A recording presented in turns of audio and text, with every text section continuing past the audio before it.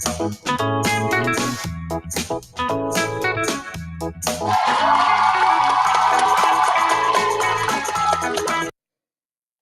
is best in life? To crush your enemies, see them driven before you, and to hear the lamentation of their women.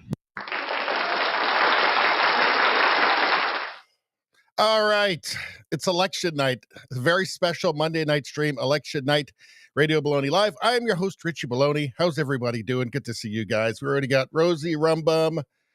Who else we got in there? Us and them. We got a bunch of spam bots.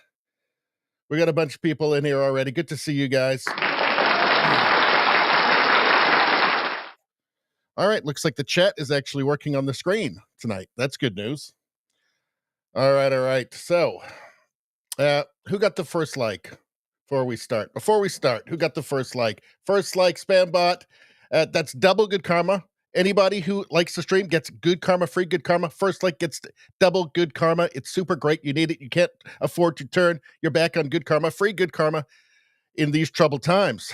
Anyway, so what's going on? So it started, the votes are being counted in Atlantic Canada. I believe the polls should be closing in Quebec anytime and Ontario anytime. They should be closing right now or just closed. So let's quickly just go through what's happening so far. You're seeing these numbers here. These are good numbers. Okay, so a lot of people were expecting the Liberals to just like sweep. Like some people were just dominate Atlantic Canada. That's not really happening so far. I mean, the Conservatives have picked up, if this holds 12, that would be a pickup of 4 seats. I want to show you something else here. So here you see percentage of the total vote, 52% Liberal, 40% Conservative. It's okay. This is Atlantic Canada. Okay, that's all right. I want to show you something.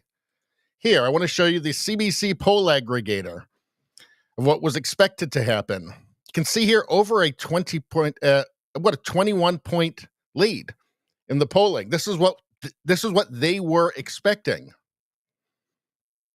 That's not what we're seeing. You're seeing 12. So that's, picking up what, 9 points? 9 points. So what does that say about the rest of the country is my point. What does that say about Ontario, which is the most important one? Does that translate over to Ontario? 9 points? I doubt that very much. But 3, 4, 5, I don't know. So this is a good result so far. This is a good result. I mean, they're showing the Liberals picking up 2 seats as well because the New Democrats are dead. Picking up 2 seats because they had 24 in the last election. But Conservatives would be picking up, if it stays like that, that's a net gain of 2 for Conservatives. That's a very good sign moving forwards. Very good sign. So there we go, people. So it's either the beginning of a really awesome night or the beginning of a long, awful, awful night. And I'd be depressed for, weeks afterwards. But we're keeping it positive, and this is a good sign. We're seeing positive signs so far. This may not be a good night for Mark Carney after all. All right. So let's get to the chat for a second before we keep going. This is going to be a long night, so let's buckle up.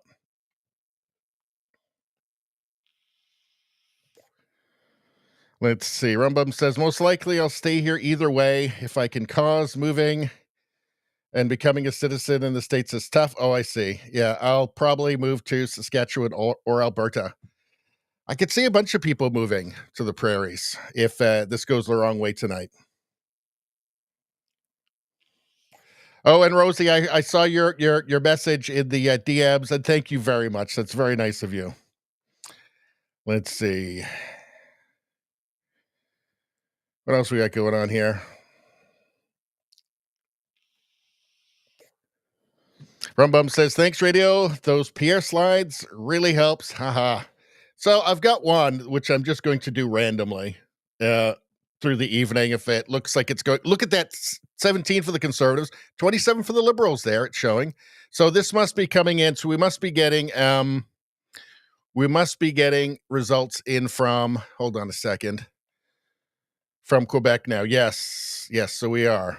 Okay, so that's what's happening. Now, the Conservatives don't expect to pick up much in hold on a second. In Quebec, I think we had 10 seats last time. Let me see if I can find where I had the data on all of this. Actually, let's go to Polymarket quickly. So what is Polymarket doing right now? 74.26. It had crept up. See, it had come closer, but now it seems to be going back a little. That's strange. It had gone to about 42% for Polyev and down to like 50 something for Carney, but it's not showing it on here now. That's kind of weird. But either way, I mean, this is not a bad start for the Conservatives either way. What have we got here? So, all right, hold on. All right. So in Quebec, 10 for the Conservatives in 2021, 35 for the Libs, 32 for the Bloc. So the real question about Quebec is how strong would the Bloc be? So if they're in the high, 20s in terms of percentage of the vote in Quebec, getting into the 30s, then that's not good for the Liberals. They're not going to pick up anything. Maybe they lose a few seats. We'll have to see. But things are shaping up. Things are shaping up good right now. This is not a bad result. Let's see. And let's go back up again.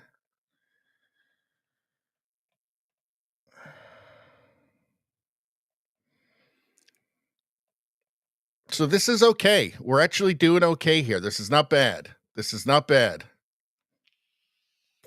The Bloc has picked up 8 seats very quickly, or they're leading in 8 very quickly. That's good. This is looking all right so far. Okay, so let's get to the chat. Yeah, the radio slides really helps. Well, I've got one I'm going to do just randomly when the Conservatives win a riding. I'll just do this randomly. Hold on one sec.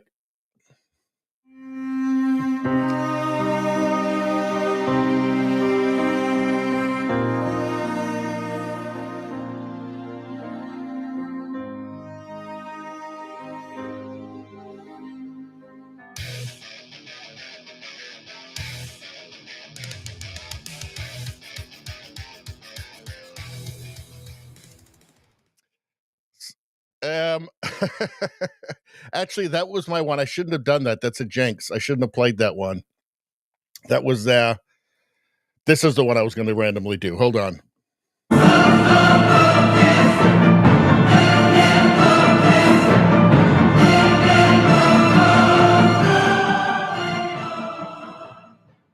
There we go.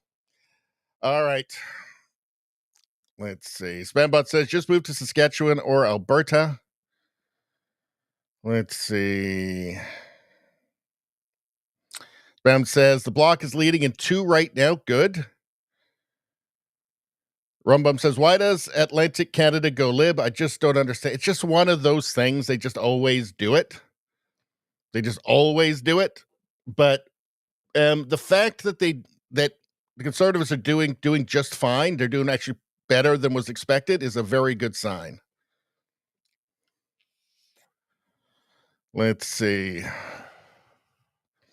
Spambot says, because the old Tory Conservatives were anti-fisheries, were they? Let's see. Because the fishermen are going Conservative this time around, because it's the Liberals that are fucking around with them this time. Let's see.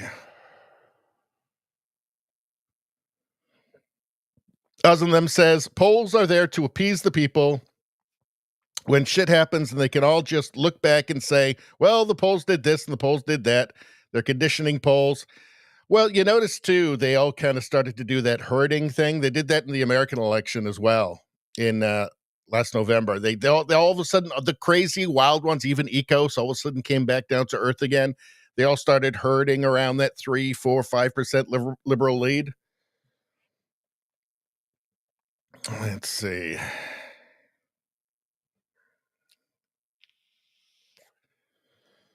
Let's see.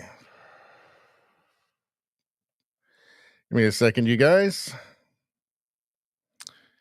Okay, you guys just seem to be just chatting amongst yourselves on there. All right. Let's take a look at what the talking heads are saying. Let's see what they're saying right now. So I thought that CPAC Canada would be a bit more non-biased. What I've been watching so far, it might as well just be the CBC. In fact, that what's it, Michael Serapio, who's the host, used to be on CBC. But let's take a look what they're saying. The smart board for us this evening, tracking the numbers very closely. So that on the bottom of the screen for people at home is essentially, ironically, their top line at the bottom of the screen. But walk us through, Eric, how that's actually translating on the map of Canada. Yeah, it is still very, very early. So a lot of these are very early results, but we'll take a look at a sampling of them. All right, in Quebec, this is obviously going to be an important battleground, particularly for the Liberals in the Bloc Québécois in the Greater Montreal area. Let's take a look at this one. Châteauguay-les-Jardins and Napierville. Nathalie Provost, she was a bit of a star candidate for the Liberals. She was a survivor of the Polytechnic shooting. And this was a very close riding in the last election. And you can see, at least with the one box counted, it is still very close. So that's one in the Greater Montreal area. We can also take a look at Saint-Jean. This is also a riding that the Liberals might have some hopes of winning if things go really well for them tonight. It's starting out pretty good for them, but it's just a 19-vote lead. We only got one poll box open at this stage. Let's now move over into Ontario. It's going to all come down to the GTA. It always does in every election. It's probably going to be the same case here. Let's take a look at this riding here. Mississauga Lakeshore, Charles Sousa. Former cabinet minister in Kathleen Wynne's government, and he won a by-election a few years ago to be a Liberal MP, and right now he is leading. Again, just one poll box open, but that is actually going to be one riding to watch. Another one we'll keep an eye on will be Ajax. This used to be Mark Holland's riding. He's not running for re-election. Jennifer McKelvey has roughly about a 300-vote lead. This is maybe an advanced poll because we see how many votes are counted there. It might be a bit bigger. And why don't we just take a look out in the prairies? We're going to be watching some.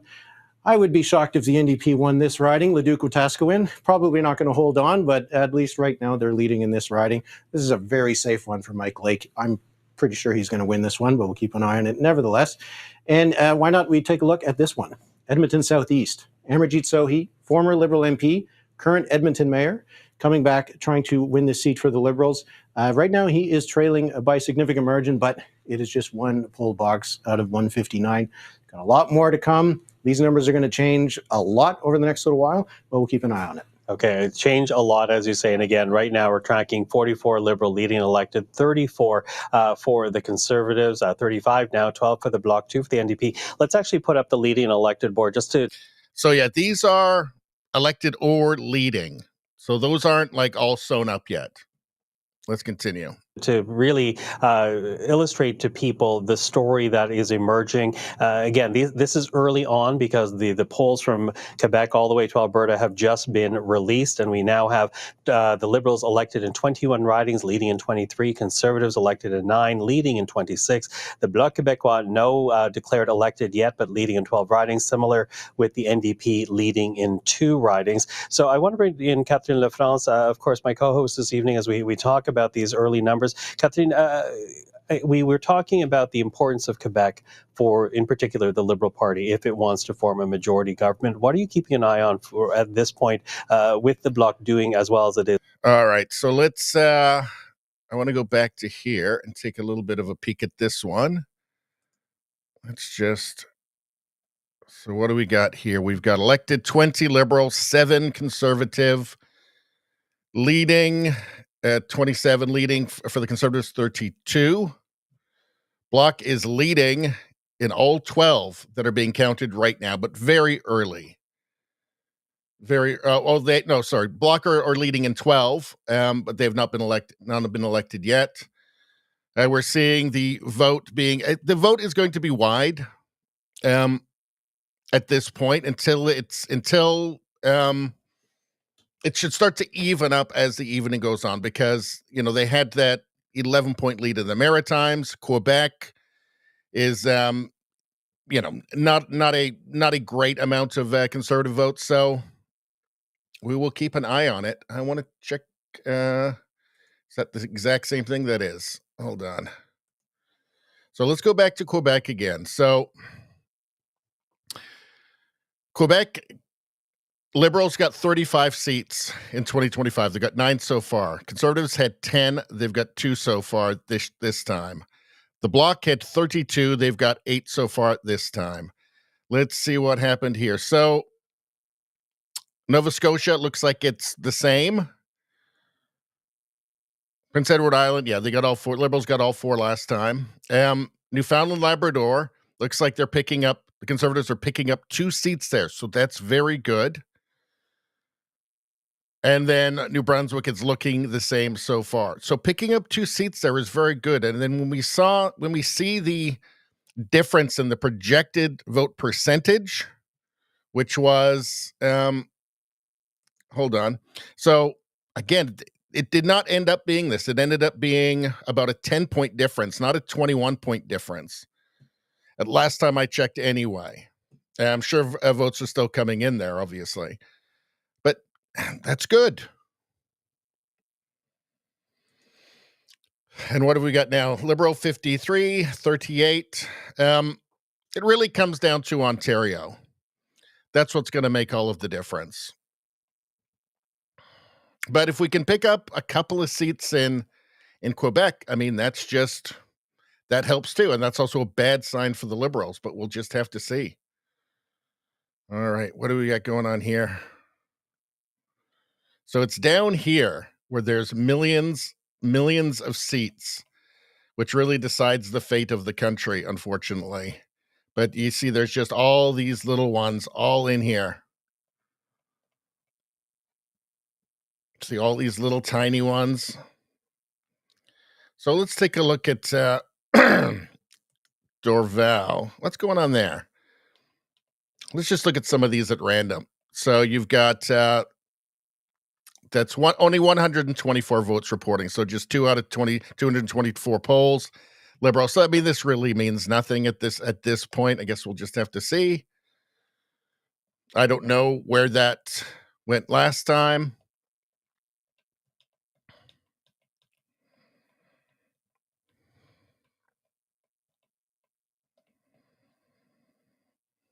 It's quite different from American elections covering this. It's kind of less fun in some ways. But we'll see how it goes. All right. All right, what are you guys saying? Let's go back to the chat for a second. Let's see. Now, I know the mainstream media has been just saying, oh, it's all in the bag for the Liberals, and maybe it is. Maybe it is, but I think there's still hope. I think there's lots of hope. Alberta polling stations are now closed, so those will be starting to get counted.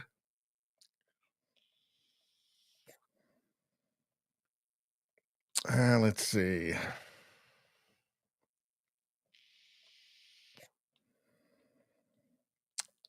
Let's see. I'm just going to scroll through here. Talking about funny dog photos. I feel like you guys don't even care. Let's see. Rumbum says, come on, Ontario, bring it home for Team Blue because we all need to come together before it's too late. Well, this election will, first though, from story time here, this could be the last day of Canada as we know it.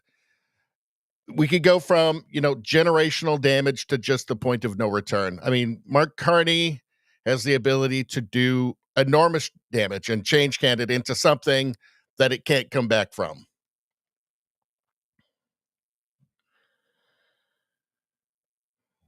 Doug Ford isn't even a real conservative now, and I think all of his games and kind of feuding with Poilievre, the Poilievre campaign, it's all he wants to be the federal conservative leader, and that would just be a disaster for Canada because he's not even a conservative. He's really just a liberal. I mean, he was pally with Trudeau, he's pally with Carney. I mean, there's no point. It would be like Aaron O'Toole, only worse.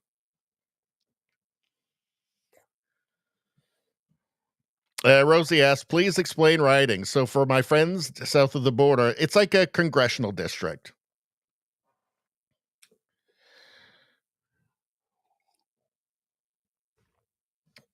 Let's see. All right. So what do we have here? So right now we've got Conservatives elected 5, leading 44, Liberals 19, leading 47. That's okay. I want to see what where is it? Hold on a second. I want to see what Rebel News has to say right now, actually. I want to see what their take on this is. Sort of came up with the leadership. Who would lead an Alberta independence movement? Because it takes somebody. They don't sound that confident here. They're talking about Alberta independence. Let's watch a little more. It takes somebody. And my question is who? Well, I don't know, but what I can tell you is that the sophistication of a number of groups that are currently forming right now that aren't public yet and will be soon, depending on what happens tonight, and maybe regardless. They're very sophisticated, accomplished people of stature and credibility. I would say they're moderate as well in terms of their approach to problems and how to implement solutions. So we're in an incredibly dynamic time.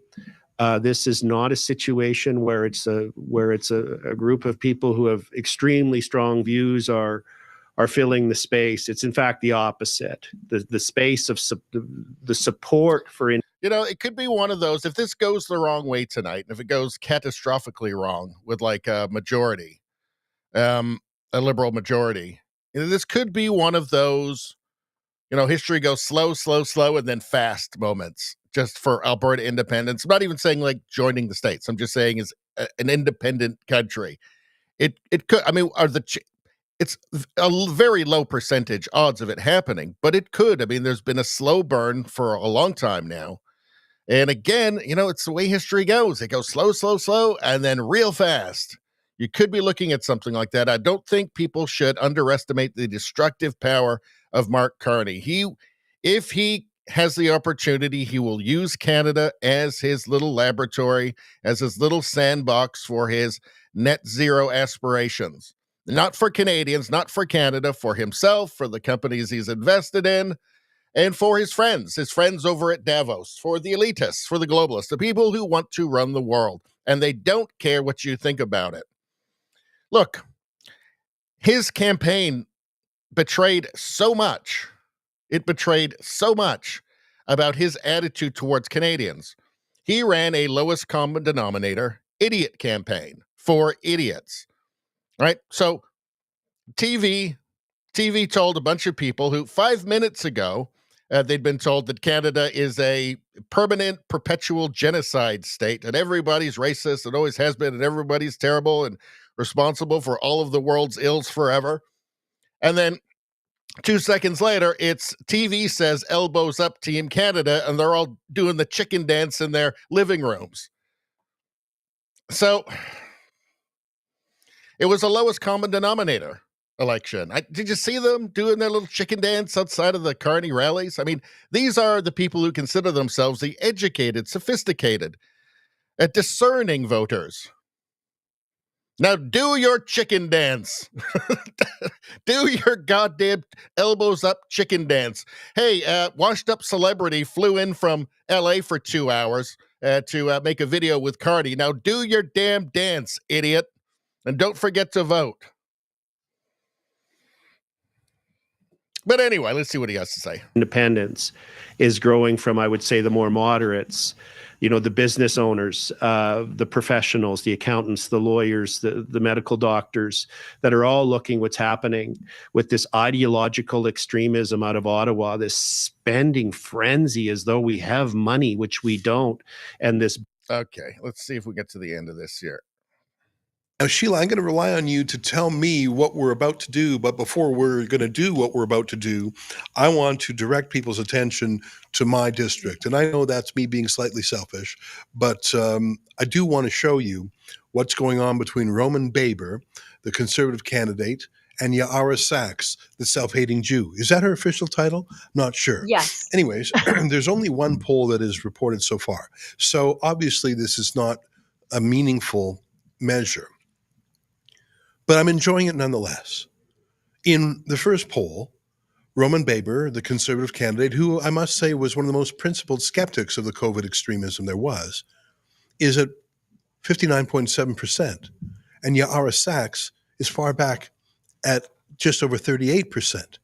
And the NDP, oh my God, 1.5%. Now I say again, I have no idea which poll this is. By that, I mean, it could be an advanced poll. It could be a particular neighborhood. It could even, well, I mean, with that many people voting, it looks like it's a large poll. But allow me to savor the blue color there because as I mentioned earlier, we have campaigned there. The For Canada campaign group ran a robocall. That is a recorded message into every phone in that district just yesterday. And I wonder if that moved a few votes. We'll find out. I think we have some super chats, Sheila. Do you want to start taking us through those? And Rumble? All right. So let's go back and take a look again. One thing that looks pretty clear is that, yeah, the NDP, they're not going to end up at 4.3%. I don't see that. I was saying that I thought before this night that they probably end up with about 12% of the vote. And because I really thought that was about their floor. They did 15% last time. I think that was their worst they've done in a long time or ever. I figured they'd end up in double digits anyway. I'm not totally sure on that now. I mean, they have a hardcore base. Where, you know, their next leader could be a photograph of a cloud that looks vaguely like Greta Thunberg, and they'd be very, very excited. I'm just not sure how big that base is now. You know, maybe they will end up with 10, 11, 12%. Maybe they'll end up with the 6 or 7% that a lot of polls were saying. I don't know. But we will have to see. So what have we got now? Conservatives elected 5, leading in 58. Liberals elected 19. Those will all be in Atlantic Canada, as these are in Atlantic Canada too. Leading in 66 with 10% higher of the vote. So we will see. I mean, if that were to hold, it won't. It's just the way that the votes roll out. But I mean, obviously, a 10-point lead. If it ended with that, that's just a total blowout, right? But but it's not going to. It's not going to be that. Let's go take a look. Actually, let's get back to the chat for just a second. What do you guys? I just want to see what you guys are saying, what your mood is, how you're feeling. Let's see.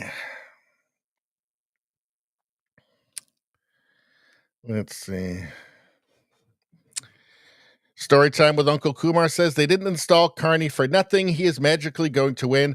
Well, the thing is, in Canada, all votes are hand counted, and there's 2 people watching. So, yeah, I have confidence in the electoral process. Storytime with Uncle Kumar says we could still see a minority coalition.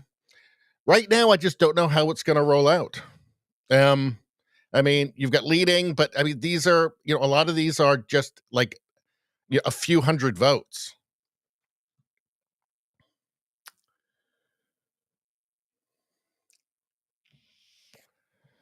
Let's see. Spambot says Liberals and NDP are anti-oil sands. They will never be trustworthy for Alberta. No, they won't. Honestly, I mean, a lot of people really kind of poo-poo the idea that you could have a serious like secession movement, independence movement in the prairies, especially in Alberta. I don't know. I don't know about that. I don't know about that. I think that it could start getting real serious real fast. I mean, don't forget, I mean, Quebec came within like 1% in their vote of separating from Canada. So,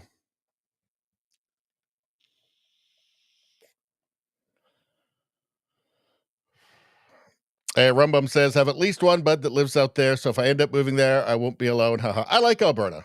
I like Alberta. I spent some time living out there a little while ago, and I like it. It does get cold. It does get cold. Streamer says, Radio Streamer, how you doing, Radio Streamer? It's funny how they get libs locked in so fast. Well, here's what happened. I see all this criticism, especially in the mainstream media, and I find it's so ironic. It's just grossly ironic that, oh, he did this and Pierre Poilievre did that to lose the lead and blah, blah, blah. What happened was, here's what happened, is that they had propped up Trudeau through 3 elections. And when it became obvious that he just had to go, they joined in. And then as soon as Mark Carney was parachuted in, as soon as Mark Carney was presented to them, they went, that's the guy. That's our new sugar daddy. That's the guy. And they put him on a throne. They put a crown on his head and a sword in his hand. And they said, this is the guy. This is the guy.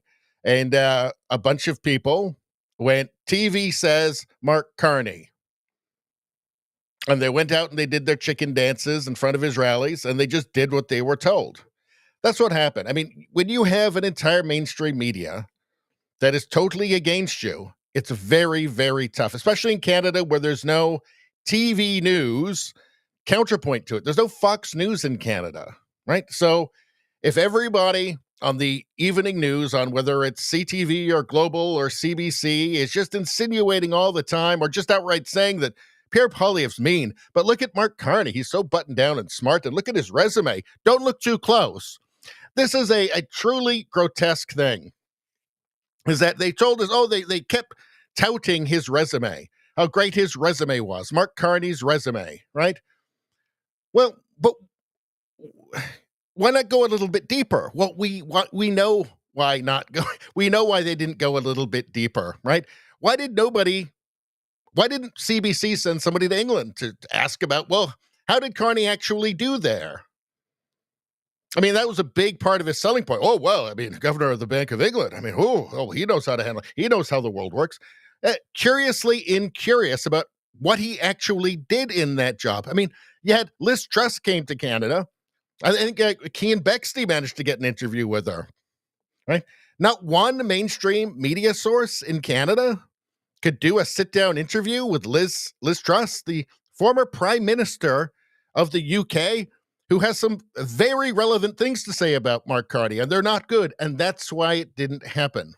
You're trying to tell me a former Prime Minister of the country where Mark Carney was the head of the Bank of England, that's not relevant? That's not interesting? The reason that didn't happen is because they want Mark Carney. They want Mark Carney to be their sugar daddy. It's grotesque. It's absolutely grotesque that they can sit there and then criticize Mark Carney or criticize Pierre Poilievre. Well, he didn't do this or he didn't do this or he was too strident. The reason why Liberal voters think he's too strident or mean is because you fucking told them that. God damn it. It's enough to drive you insane. It really is. It's just so grotesque. They sit there and as if it has nothing to do with them, as if it wasn't just a media machine all working to the same goal. Get Sugar Daddy elected. Look at his resume. Look at Mark Carney's great resume. Don't look too close, though. Well, we don't really want to ask any questions. I mean, just look at it, though. It looks great, right? Oh, well, we don't know what he actually did. We don't know if it was good. Well, no, but it's great, though. I mean, look at the resume. Credentials. And don't you know that Pierre Poilievre's mean? He's mean. Everybody's saying it.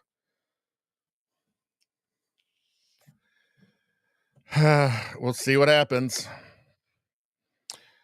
So right now we've got Liberals elected in 19, leading in 88. Conservatives elected in 5, leading in 76 still. And it looks like the percentage of vote has widened, and it looks like and the NDP is still very low. Although they don't really do anything in Quebec or in the Maritimes, so this number will come up. All right, let's see what the talking heads are saying again. How about this one? Let's check out this guy. They're against the Conservatives, but on balance, they're at plus 16. Why is that important? Look at that number up there. To get to a majority, the Liberals need to gain 18 from where they were last time around. Right now, they're at plus 16. This is, Nope, it just popped up one more, Eric. 17. So, none of that is final yet, but it shows that as the results are coming in, Donna, that 17 is getting closer to that majority number of 18. None of it is final, but it shows that the Liberals are beginning to pick up the possibility of making it much closer towards them getting a majority than the Conservatives catching up and forming government, which is not how it looked when we were first kind of looking at Atlantic Canada. Okay, Eric, thanks. And just an overall count, Liberals now leading or elected in 115 ridings, the Conservatives in 82, the BQ in 15, and the NDP in 4. And all the polls are closed now across the country, so those numbers are going to keep populating down there. Let's go to Mercedes Stevenson and the political panel. Mercedes. Thanks, Donna. Well, our first opportunity to talk about this fire hose of information that's coming in that we're all watching and trying to make sense of here in real time. Seamus, starting with you, as we've seen these polls that have closed from Ontario all the way over to BC and then BC and Yukon shortly thereafter. What do you make of how the results are shifting? Well, maybe I'm, grasping at plastic straws here, but you got. Excuse me. But so many of these are advance polls, and we know that the advance polls were at a record high. So these numbers look good for the Liberal Party right now. These numbers are still coming in, and I think you'll see that progress. I mean, it really is quite extraordinary how many people made up their minds in this election very early on and decided to take advantage of advance polls and at a rate we haven't seen. Well, and really good point, because a lot of folks at home may not realize that the advanced polls are coming in first because they're already there. Lisa, the numbers were looking pretty good for the Conservatives. They're looking not as great now, but it's not terrible, and we're still very early. Do you draw any early conclusions from what we're seeing with these numbers that are now starting to register quite quickly? I guess what I was saying before we came on air, it's just so much information coming in at once. It's hard to divine what the heck's going on. Got 118 ridings to report yet. That's a lot. So you can't really draw much from it, but it's nice to see some of my friends get reelected. I'll say that. and we have Gilles Duceppe on the panel, whose son is doing very well right now. Well, it's not officially elected, so we have to wait till it's official. That's right.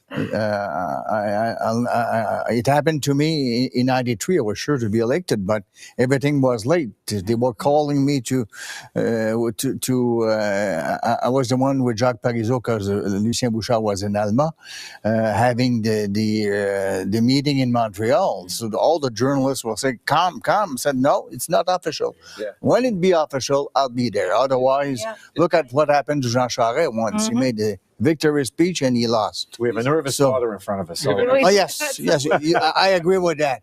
But you spoke about the advance poll. Also, it depends in each riding from where the polls are coming from. Exactly. So sometimes ridings that can make a big difference. You don't know if that part is Liberal, that part is Bloc, that part is. So break we don't know. Down for us a bit, Nathan. So at a local campaign level, if you've got a good campaign, you'll see the polls coming in and you'll know what each of those polls mean for your campaign. Wow. Right? So you're sitting there and you've got, like, sometimes something will flash on the screen and we'll say, holy cow, how's that person winning or how are they losing? Yeah. And it's 5 polls reporting. Yeah. But even more importantly, even when you get to half the polls reporting, who's left? Yeah. And is your vote coming that's left or is it not? And that's what you learn as folks that have been through. Well, a lot of these are still not a lot of vote count. So there's that. One thing is if there's a lot of early voting, I mean, that's what we were kind of really counting on as an advantage, that, the really motivated conservative voters would get out. And if we're not seeing that early, that's a sign for concern. I don't know. a couple of elections. The emotional grinder. Well, this good and bad. Yeah. But this is the opportunity where Canadians can just watch this come in. Don't draw any conclusions yet. This is going to go, and then we'll see those iterations. Yeah. And we'll start to hear from the parties saying those seat numbers are not going to hold, or this is looking like it's going Atlantic away. Canada must be settled, though, by now. I don't know. We're seeing some stuff. Actually, let's take a look. So what's going on? Is this actually settled?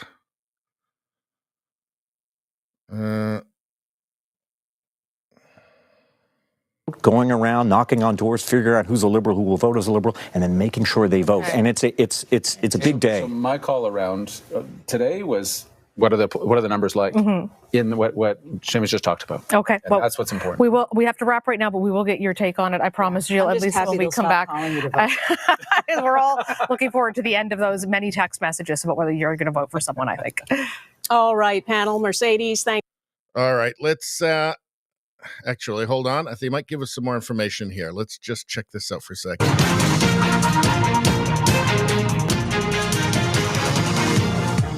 Global News is now projecting a Liberal government. It's a Liberal government. We're not saying majority or minority, but Global News is projecting that the Conservatives can't win enough seats at this point to form a government. Yeah. So we'll have, Eric, did you have thoughts on that? Well, what they're saying is they can't catch up to the where the Liberals are. At the moment, the Liberals are ahead by, it looks like 39 votes. 39 ridings. Now, these numbers can change. Some ridings are close, but what I've noticed... We're just looking at the Liberal headquarters there, we should quickly say, and then we'll get to Mackenzie. When you watch these numbers climb through the evening on an election night, those numbers will change, that 127, that 89, but they tend to be within a little range of like plus or minus 5. And right now, the Conservatives would just have to make up too many, I think, is the decision desk deciding that there's just too many ridings to make up ground on to catch the Liberals. Okay, let's go to Mackenzie Gray, who was there at Liberal headquarters. Mackenzie. Yeah, Donna, big cheer went out when the call was made that the Liberals will win the most seats in this election. Of course, Mark Carney is still hoping for a majority government. That is a word that he only said once at a rally. Well, it's not done yet. If they do win, will they all do like their chicken dance, their elbows up chicken dance at the end together? So, yeah, it's not looking good, folks. It's not looking good. It looks like it might be. Yeah, they're calling it here. It's not looking good. You're saying percent. I mean, that's 12 points right there, percentage of total vote. So, I don't know, folks. I don't know. Canada's fucked. Canada is fucked so hard.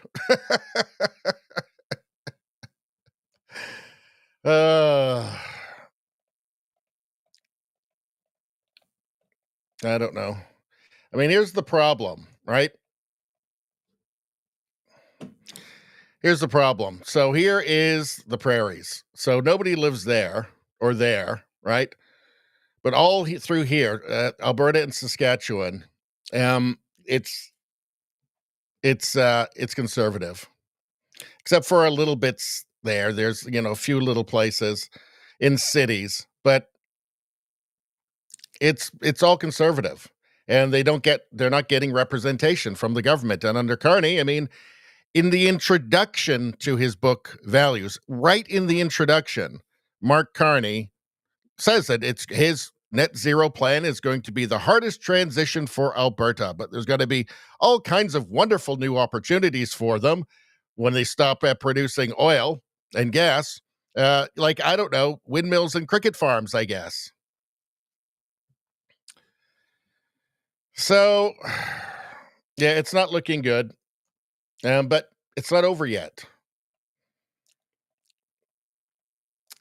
It's not over yet, but yeah, it's not looking good. All right. What about, let's check out this one. Is leading in 12 ridings in the province. 12 en avance. About where the results were going, but obviously the crowd here now in a very good mood, a lot of red, and now waiting to see what exactly this means in terms of a majority or a minority. Can these results coming in now from across the country translate into a full majority government? If and when that projection comes, Michael, there will obviously be another big cheer. Okay, and we'll be watching that again at this point. Canadian press declaring a Liberal government. We're now watching to see whether that government will be a minority or a majority government. But you see there at the bottom of your screen, Liberals right now leading and elected in 138 ridings, the Conservatives in 95, the Bloc leading in 18. Let's go, as I mentioned, the Bloc. Catherine Lefrance, you're keeping a very close eye right now on Quebec and the situation there. Absolutely, parce que peut-être tout ce que j'aimais, c'est le Québec qui va déterminer. More than ever, Quebec will decide whether it's a majority or minority Liberal government. Now, of course, there are 18 Bloc candidates who have been elected or are ahead. Eric, can we go to you to see the details? Let's look at the Quebec map and the ridings. So, one thing that gave me hope in this was that in the British Columbia election, provincial election, the Conservative Party came out of nowhere. They hadn't even existed for decades. And they got like 49% of the vote. They almost won. And that would have been the same. That would have been like that happening in California or like Washington State or something. Right? I thought it kind of renewed my faith in Canadians again. We just look to if this is what ends up happening, we just look to the world like a bunch of like frozen retards, essentially. Because why would you? Canada has become a laughingstock, has become a cautionary tale for the world. And yet, again, why? And why? I'll tell you why. I'll tell you what happened. All right. Andrew Scheer was a Nazi, fascist, blah, blah, blah, mean, everything. That's what we were told, right? Aaron O'Toole, the leader of the Conservative Party after him, fascist, far right, blah, blah, blah, blah, blah, blah, blah. That's always the insinuation. That's always what you get. Or they'll talk about some guy in running in a riding in Saskatchewan might have said something mean, right? So therefore they're mean. Of course, Stephen Harper was a super far right, blah, blah, blah, blah, blah. Right? It doesn't matter who runs. Aaron O'Toole was just Trudeau light. He was Trudeau minus 5%. So it doesn't matter who runs. Once the media decides, and there's no counterpoint here, not on like the evening news. Once they've decided, once they've got their target in their sights, they go after him. They go after him hard. And they become curiously incurious about whoever the Liberal is, because the Liberal is the sugar daddy. He holds the purse strings for them. And so it wasn't even Trump. They were going to essentially do their best for their man, for their boss, for the guy who's offered to give them $150 million more dollars. Of course, if he wins, right? It's very hard to fight the entire media, especially when there's nobody on your side. Like in the States, you got Fox News. It's just Fox News, but at least you got that. And it was enough, right? I think another problem in Canada is that Canadians just aren't engaged politically at all. It's a very low information voter here, right? In the States, yes, there's lots of people who have absolutely no idea what's happening or who the candidates are, whatever. But in general, Americans are more informed because they have to be, because there's more elections there. You've got the midterms. You've got, before the general federal election, you've got the primaries. You're voting for governors. You're voting for DAs. There's too many elections in the States. There's so many, but it means that Americans are going to be on average more engaged than Canadians.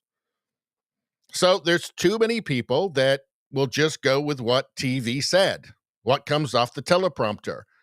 And if the teleprompter tells them, stick your elbows up and do a chicken dance in your living room, they will do it. TV said. There's too many people who, if the TV says, oh, this guy's, look at his resume. Don't look at his resume, but just think about his resume. Don't actually look too deep. Don't look into what he actually did in the UK. But look, I mean, it's an impressive title, right? Credentials are the thing that is the thing that really matters. There's too many people that TV said Mark Carney is buttoned down, moderate, and he knows how the world works. Too many people. They have no idea what's happening. They have no idea who Mark Carney is. No idea. They have no idea what this guy's going to do. But TV said. TV said. And Pierre's mean. I mean, it's utterly and totally pathetic. The split there, but Eric, thank you for that. Let's bring in the national leader. Oh, of course he's thrilled. So happy. I mean, you can see the relief, right? Oh, the Liberals won. Pierre's mean. TV said Pierre's mean. My producer said Pierre's mean. An elected board right now for how things are breaking down across the country. Liberals elected in 26 ridings, leading in 113. Conservatives at 20 elected, leading in 88. Cole, I'm going to bring you in at this point as the declaration has been made of a Liberal government. Where does this leave the Conservative campaign? Where are they looking to essentially hold off a Liberal majority at this point? So we'll see how the results play out in the prairies and in Western Canada in particular. I'll be looking to see if there are Liberal gains in Edmonton, Calgary, Winnipeg. If it's a blue shutout there, then maybe they can sort of boost up their own numbers and tamp down any Liberal gains across the prairies. We'll see how the rest of Ontario plays out. And then finally at the end, seeing if we can maintain things, gain a few seats in BC, and see if we can get above the 2021 results. Yeah, and again, a Liberal government now declared, waiting to see if it's a majority or a minority. You talk about the West, you reference Ontario very quickly, but I'm going to ask you to dig down because, of course, the battleground is the 905. How are Conservatives feeling about that race right now? Yeah, I think there's a few things that shifted throughout the election. Obviously, Pierre spent a lot of time in the GTA, Brampton, Mississauga, a lot of smaller towns, a lot of efforts put toward the rallies in particular to try to switch things and shift things over. But the problem with Ontario, even if the gap narrowed significantly throughout the process of the election, the Liberals still maintained, a 5 to 9, 10-point lead throughout the election that might have been too hard to close the gap on. So we'll see what we end up with at the end of the night. Okay, Susan, let's bring you into the conversation right now. Obviously, Liberals feeling good, the fact that it's been declared a government for the party. How do you feel right now about the chances of making that into a majority for the government? Hopeful. Every single person who voted Liberal, I'm going to say right now, you get what you fucking deserve. You get what you deserve. These people have no idea. They haven't read Mark Carney's book. They have no idea what his plans really are. And it's not like it's a conspiracy secret thing. No, there's a billion clips. He wrote a book about it. They were told by TV that he would be steady and everything was right. He was the best guy to deal with Trump. I mean, Trump again did the 51st state thing this morning, right? He's not playing, 8D chess. He wants Mark Carney, and he wants him for a very good reason, because he's weak. It's more than that, actually. What it really is that he knows that Carney's policies of making life very difficult for Canadian business and industry with all of the taxes and regulations and net zero stuff he's going to be piling on them, that they're going to be looking to go south, either go out of business or go south. Trump has famously said, that he's going to roll out the red carpet for any company that wants to move to the States. That's not a very far move. It's just right across the border. We share a border. It's not too bad. It's pretty easy. If you've got the opportunity, if you're a business that can do that, where it makes sense to move south, and you've got somebody saying, hey, you're going to have low taxes, we're going to cut red tape, we're going to make it easy for you, you're going to have preferred status, preferred treatment, of course that's going to happen. Like, how are you going to stop it from happening? That's why Trump wanted Carney. That's why he wanted him. And it looks like he's going to get him. China's going to get what they want too. So, I mean, how much more do people need to know? Like, like China interfered in 2017 or in 2019 to benefit the Liberals. They, at least since then, 2021 to benefit the Liberals. They interfered in the Liberal leadership race to Carney's benefit. They were interfering during the election to Carney's benefit. Why do they think that China's doing that? I mean, perhaps maybe if like the CBC, who their brains are all plugged directly into it, were objective and real and actually news, that would have made a difference. I can't help but think that it would have. I mean, if they weren't all lied to constantly. But at some point, you have to take some personal responsibility, right, for believing bullshit, not epic, constant bullshit. Or not saying, I don't know, maybe I mean, they're touting this whole, head of the Bank of England thing. Maybe I should look into that a little bit. Oh, here's Liz Truss saying something. What is she saying? Oh, that's not good. A country of frozen retards. I mean, the hope now is that they can be kept to a minority, but that's probably too much to hope for at this point. The fact that we never expected, this person told me, that the polls would be so high for us for so long. We knew that when you hit a campaign, when things start to happen, so, we didn't think we were going to be riding high for as long as we did, and we knew that things could change. So people are just absorbing it. It's really just hitting the room in the last 5 to 10 minutes, and everybody is just quietly just looking at it and probably thinking their own thoughts, and certainly. And here's one reason why no Republican is ever going to make Canada the 51st state, because no Republican would ever win an election again. It'd be like having California North. Anyway, let's continue. Not very happy about it. Well, understandably, and of course, we'll keep watching the results as they come through and keep getting a reaction from you there at Conservative headquarters. But for now, Julie Van Dusen, thank you for that. And I want to now bring in Eric Grenier. Eric, looking at the ticker at the bottom of the screen, 148 leading and elected for the Liberals, 116 for Conservatives. What region of the country are you looking at right now, and what can you tell us about how those numbers are playing out at the riding level? Well, one of the regions I wanted to look at was out on the prairies, because we actually have some pretty interesting results. We'll start in Manitoba. You can see that Churchill, Kawatnukaski, which was an NDP riding, Nikki Ashton has been the MP there for a very long time. Rebecca Chartrand, in a comeback performance, she tried to run in the previous election, is currently leading over Nikki Ashton. Still not too many votes counted, but something to watch. But then if we look into Winnipeg, there's first of all, there's no orange. And we can look at Winnipeg Centre. That would have been one of the key ridings for the New Democrats to hold. Leah Gazan is trailing there behind Rahul Walia of the Liberals, though it is still very close. And you can look at some of the other ridings. The Liberals are picking up at this stage Winnipeg West, still tight. Dougie Olfson and Marty Morantz, and I think this is the third fight between the two of them. But right now it looks like the Liberal is ahead. And you can look at, how about this one, Elmwood Transcona. This would have been, this is a key riding for the NDP. They nearly. But you look at these, though. I mean, that one's 3 out of 157. The last one was 22 out of like 170 or something like that. These are still very small parts of the, these are, okay. So let's continue. Lost it in a by-election in the fall. Currently, Leela Dance is trailing, but again, it is still very early. And if we go over to Saskatchewan, as expected, the Liberals are ahead in Disnethne, Mississippi, Churchill River. Buckley Belanger, former NDP MLA. On the boundaries, this changed to a Liberal riding in the last elections. Heavily Indigenous, and the Liberals won the vote here by a pretty significant margin, so not a surprise to see that the Liberals would be leading, even though it is still very early. And before we saw that in Regina, the Liberals had been leading in Regina, Wascana.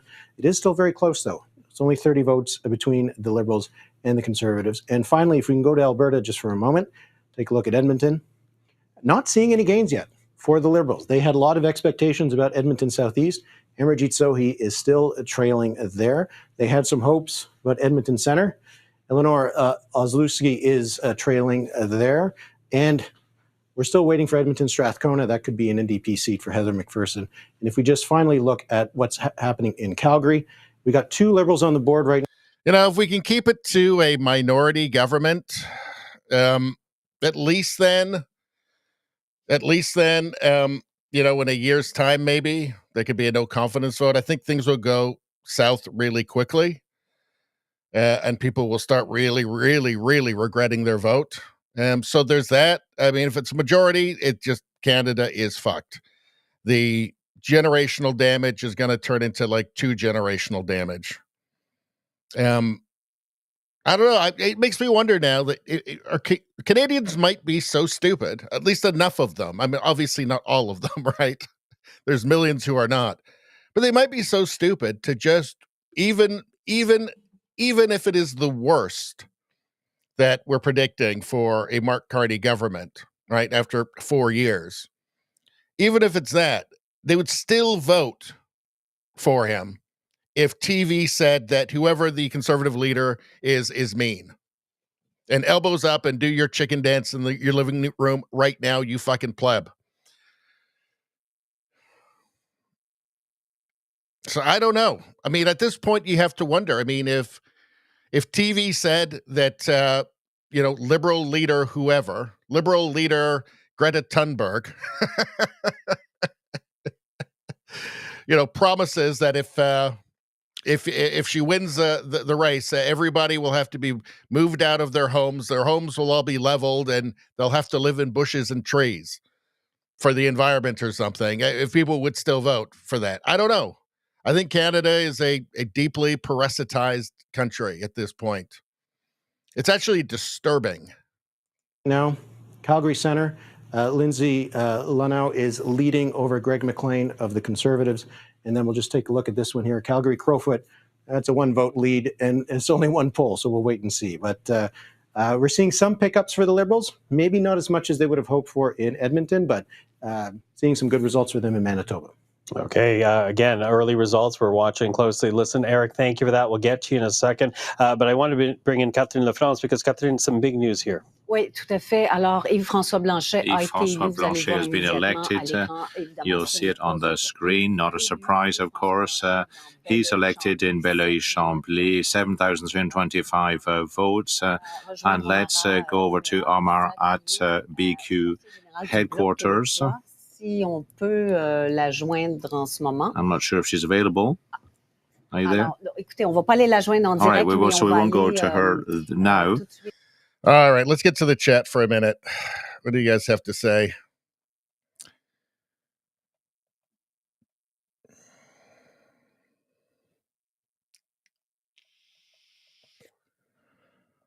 Let's see. Nevada says, hey, how you doing, Nevada? Did you hear what happened to Spain and Portugal today? Green energy, massive failure. Yep, I did hear about that. And Canada can expect some of that if Carney gets his way.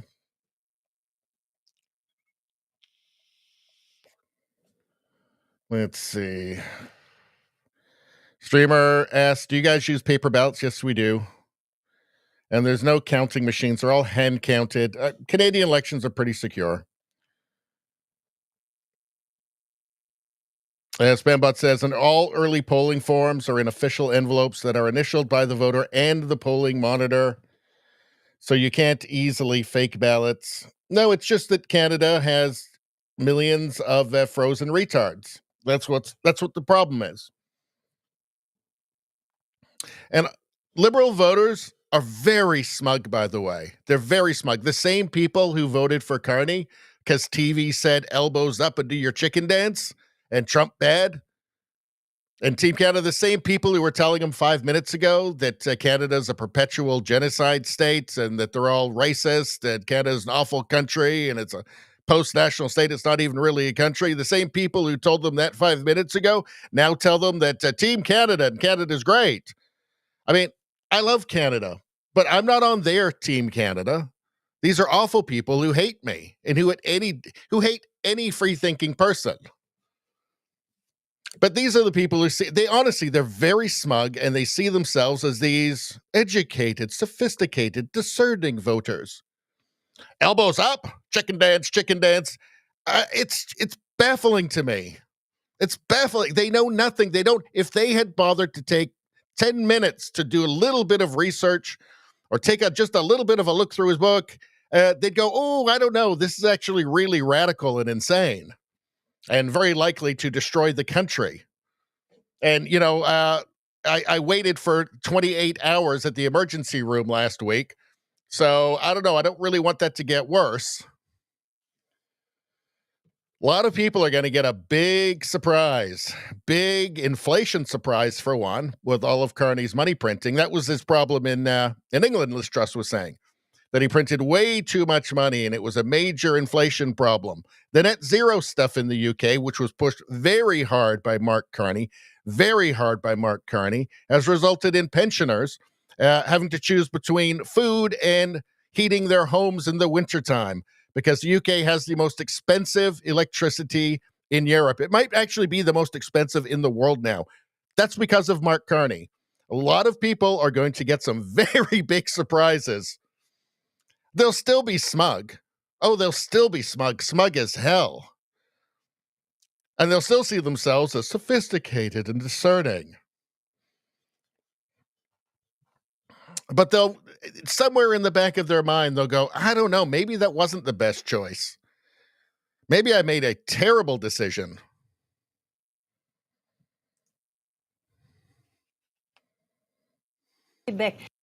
That's around the Quebec City area. Steve Lavoie, the Liberal, is ahead of the Conservative, Hugo Langlois and Julie Vignola, very well known in the region for the Bloc. Well, I mean, the Conservatives are picking up some seats from last time, at least. They were at 100, and they took 119 last time, which turned into 120 after a by-election. Bloc is third. And once again, it's a surprising revolt for Beauport-Limoilou to see the Liberals ahead.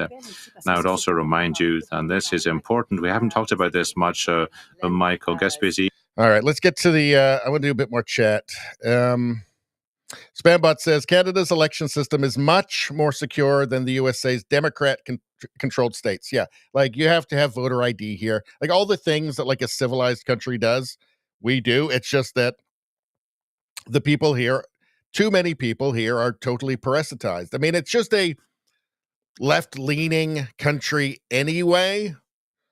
So if you take a very unpopular Liberal prime minister out, and then you parachute somebody in who has the credentials that they love because they're sophisticated voters, right? Somebody with those credentials. They don't need to know anything about him. They don't want to know anything about him. He just looks like a guy that they would vote for, and they're just going to do that. And they will, if you try and tell them, well, maybe you should take a look into his actual record, though. And, and then there's the tax havens, and there's all the Chinese interference. They just plug their ears. No. No, he looks like what we're supposed to vote for. And elbows up, chicken dance.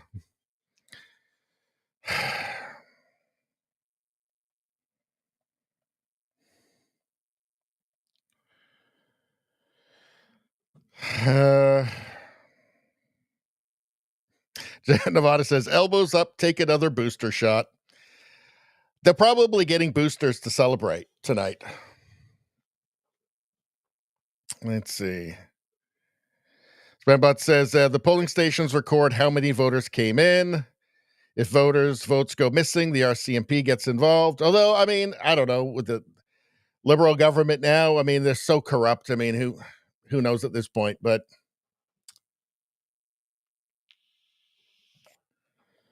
let's see.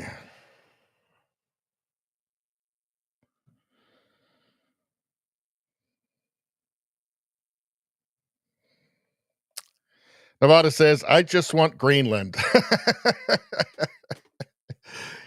Well, with Carney running the country, we'll be in such terrible shape after 4 years that you might end up getting Canada after all. Not that you'd want it.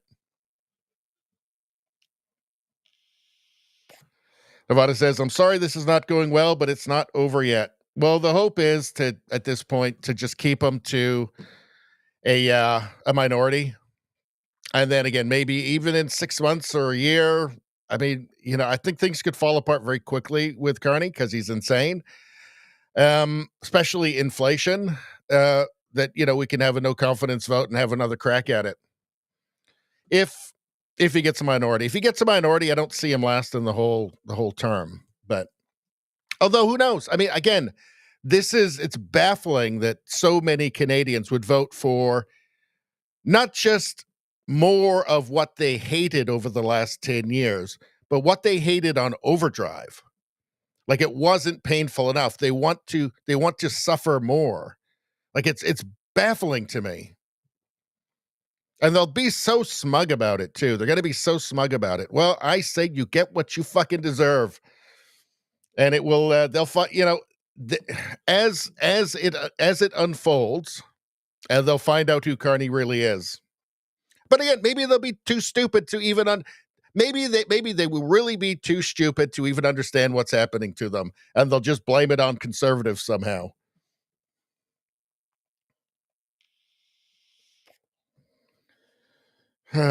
Rosie says, still not over. One thought, regret. Yes, Richie, this election could be the motivator.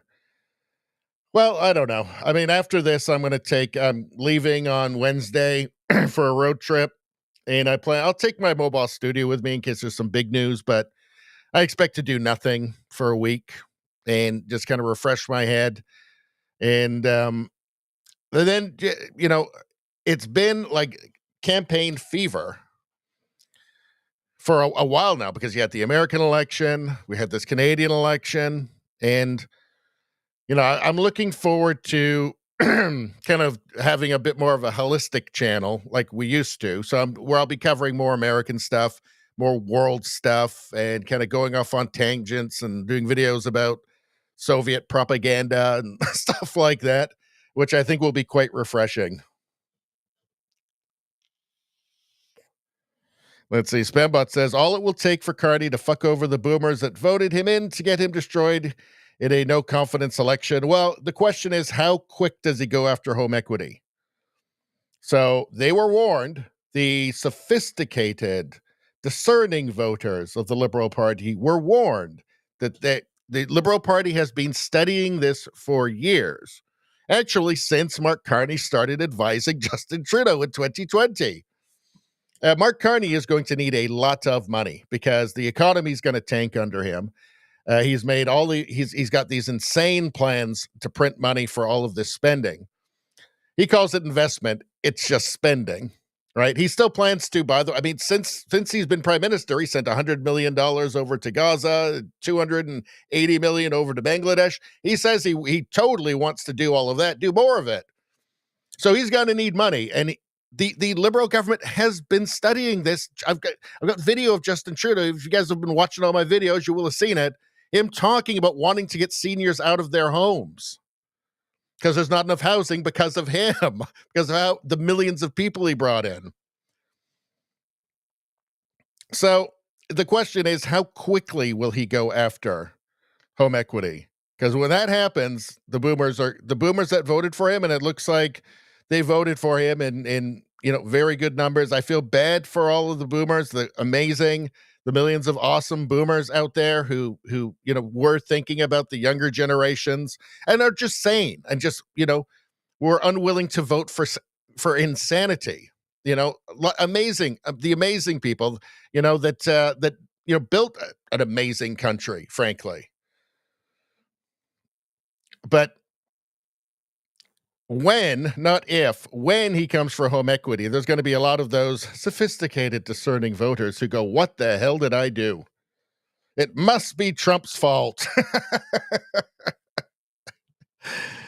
Let's see. Nevada says, do the immigrants vote? So we've got lots of people from the States watching and maybe from elsewhere. No, they don't. They can't vote. Must be a citizen to vote. You've got to show voter ID. Storytime says, we are fucked. We will never come back from this. It was going to be difficult to solve the generational damage that Trudeau caused. This is going the same things that Trudeau did, only in overdrive. This is going to make it so much worse. I don't know. I mean, it's going to get bad.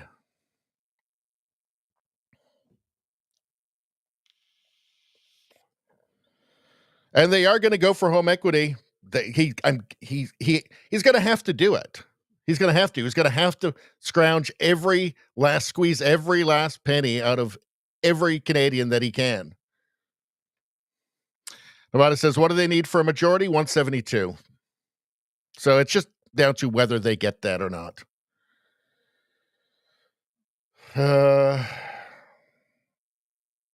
Nevada says, start stacking firewood and hide it well. Rosie says, you Richie 28 hours at the ER before being seen. No, not me, but that's normal. There's been lots of newspaper articles of 20, 24 hours. My dad had to go in, and I went and sat with him, and he was in there for like 8 hours before he just said, fuck it, we're leaving. Yeah.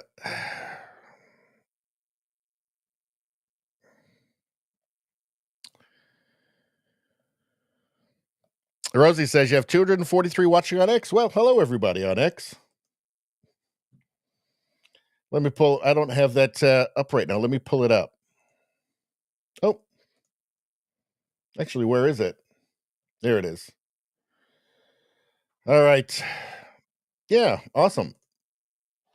But nobody in the chat there. Nobody in the chat. Let's see.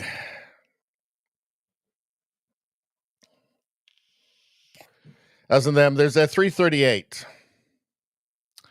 So 172 would make a majority. Let's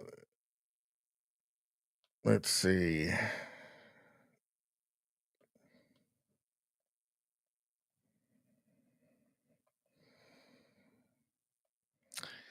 Mickey says, feeling a bit ill at this point. It's a massive disappointment. It's just a letdown. Just the Canadians. I mean, just, you just start to have a bit of faith in the country, and then this happens, right? Just the stupidity, just the pure stupidity. And the thing that makes it worse is the smugness you're going to see. I'm educated and sophisticated. That's why when I was told to put my elbows up and do a chicken dance, I voted for Mark Carney. I voted for Mark Carney because Trump bad. I voted Carney because Trump. I voted for Carney because he said the word catalyze a lot of times. I'm sophisticated. Yeah, get your money out of the bank. Well, I'll tell you what, the dollar's going to take a hit with all the money printing too. It's not going to be good. Storytime says we all have wood stoves where I live. That's good.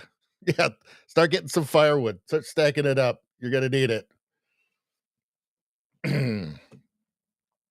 All right, let's take another look. What are these what are these dingbats saying? Peeled off by this ridiculous 91-person list ballot. I think that's exceptionally disappointing, and I think that's been a bit of an abuse of democracy. Obviously, everybody's vote counts, but it is probably not the intended result that the people in the riding actually wanted because of this. Oui, Élections Canada disait que ça allait prendre beaucoup de temps avant d'avoir les Election résultats candidates said finaux. it would take a long time to get the final results. So what we have is very, very fragmented. They started doing the count very early, I think, right? Yeah, because these are very, very long ballots. I live in that riding. The ballot was 2 feet long, and a lot of people were struggling to unfold it, let alone read all 90 names, because you really had to search it Well, we through. saw this morning when Mr. Poilievre went to vote, the ballot looked like a book when she was putting it in. Oh, yeah, that's the thing. They, I guess liberals in Pierre Poilievre's riding, like 90 people entered just to fuck with him. So there was 90 people on the ballot, which is just childish and idiotic. But and for the picture, let's go to X and just see what is breaking on here.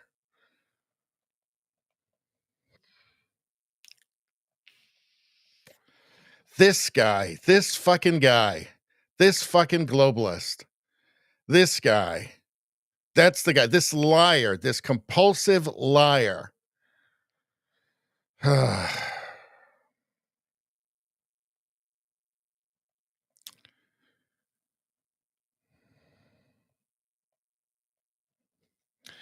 Is there anything worth looking at in here?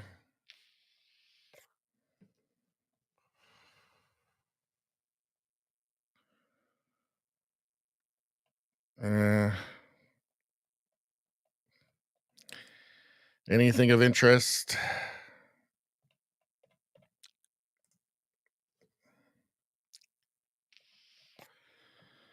Let's see.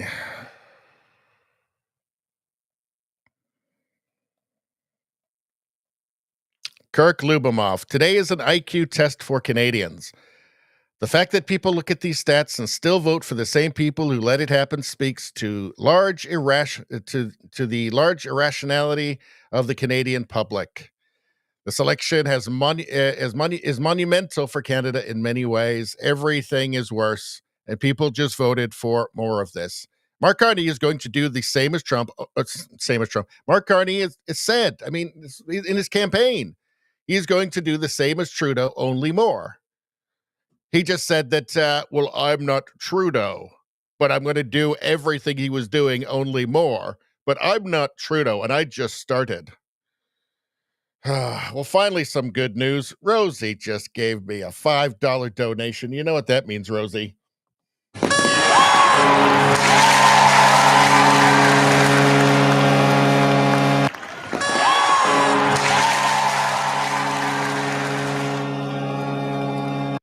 So there is still some goodness and decency in this world. Just not in Canada. Sovereignty with solidarity. We love you, Canadians. Hang in there. We need you strong and free. Thank you, Rosie. One more time.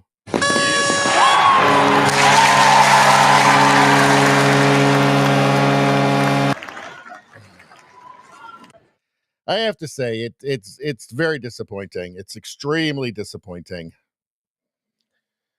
Extremely, extremely disappointing.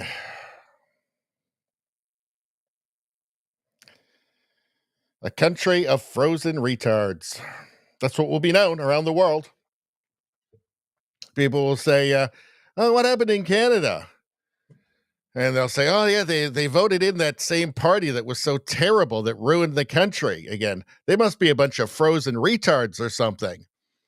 And when they say that, they'll be right. Of course, not all. It's just the people who voted for Carney. Oh, let's see. Let's take a look at how this is shaping up.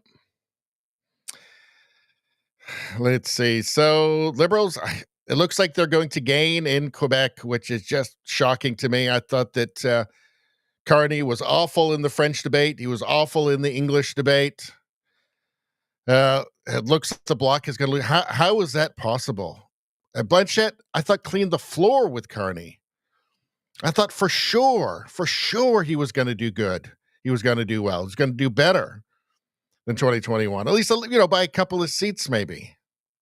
I mean, the Conservatives, looks like picking up one seat. I mean, these are not all finished yet. Some of these are probably, a very small percentage of the vote still. But what's going on in Ontario?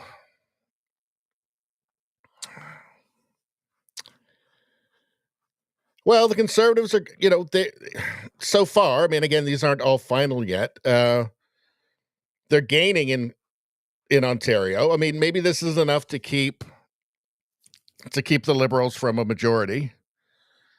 But I mean, the Liberals will gain too because of the collapse of the NDP. So let's see. So Alberta, as expected. Manitoba Liberals benefiting from the collapse of the NDP. Saskatchewan, Liberals gaining a couple there, which is totally insane. Why would you vote Liberal in Saskatchewan? He's going to destroy your economy. McCarthy's going to destroy your economy. How stupid can you be? I don't know, BC, it looks like, we're not doing as well as BC as I thought that we were going to do. Let's take a look here. So the Conservatives are Pierre's doing better than Erin O'Toole did already. If it just held at, they got 119 in 2021. So this is definitely an improvement. Carney's getting closer to that 172. Although, again, these are not all finished, right? So so far, the percentage of the total vote, 44.6, 40.7. I think this will change as more results come in from Alberta and Saskatchewan and maybe BC. I don't know, but seems like the polls are holding. But the Conservatives are getting more than were predicted. I mean, let's take a look at what the poll tracker had.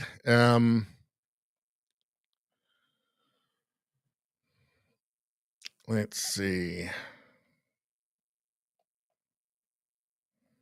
Actually, I want to go back here for a second. Actually, not there, but where do I want to be here? What did I want to just check out here? So, okay, so looks like Conservatives lost one in Nova Scotia, gained a couple in Newfoundland, no change in Prince Edward Island, same in New Brunswick. I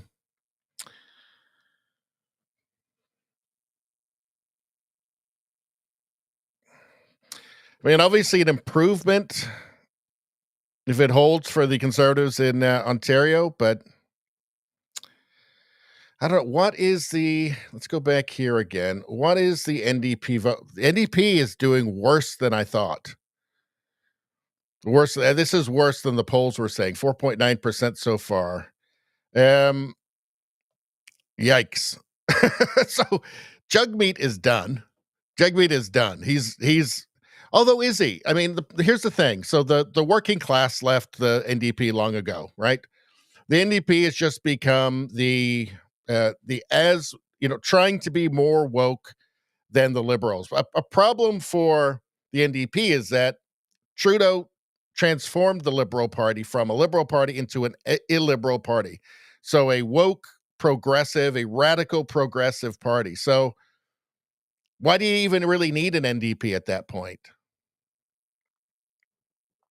It's just Jugmeat trying to be more woke than whoever the Liberal leader is. I think so many people millions of people who voted for Carney have no idea how woke he is. I made a video about it to try and warn them. But apparently they didn't listen. Not enough people. YouTube showed my thumbnail to about 15 people, so that didn't help. It looks like this might pan out then to a minority for the Liberals, which is good. That's better. That's much better. Because I think that the Bloc is going to be more, well, Blanchette hates Carney, right? I don't see him working with Carney. I see him working more with the Conservatives. So, yeah, he hates Carney. It seems like he despises Carney. So you've got the New Democrats with 10 seats, which is actually more than a lot of people were predicting. A lot of people were predicting 6, 7, 8. If that holds at 10, I mean, that's terrible. That's terrible.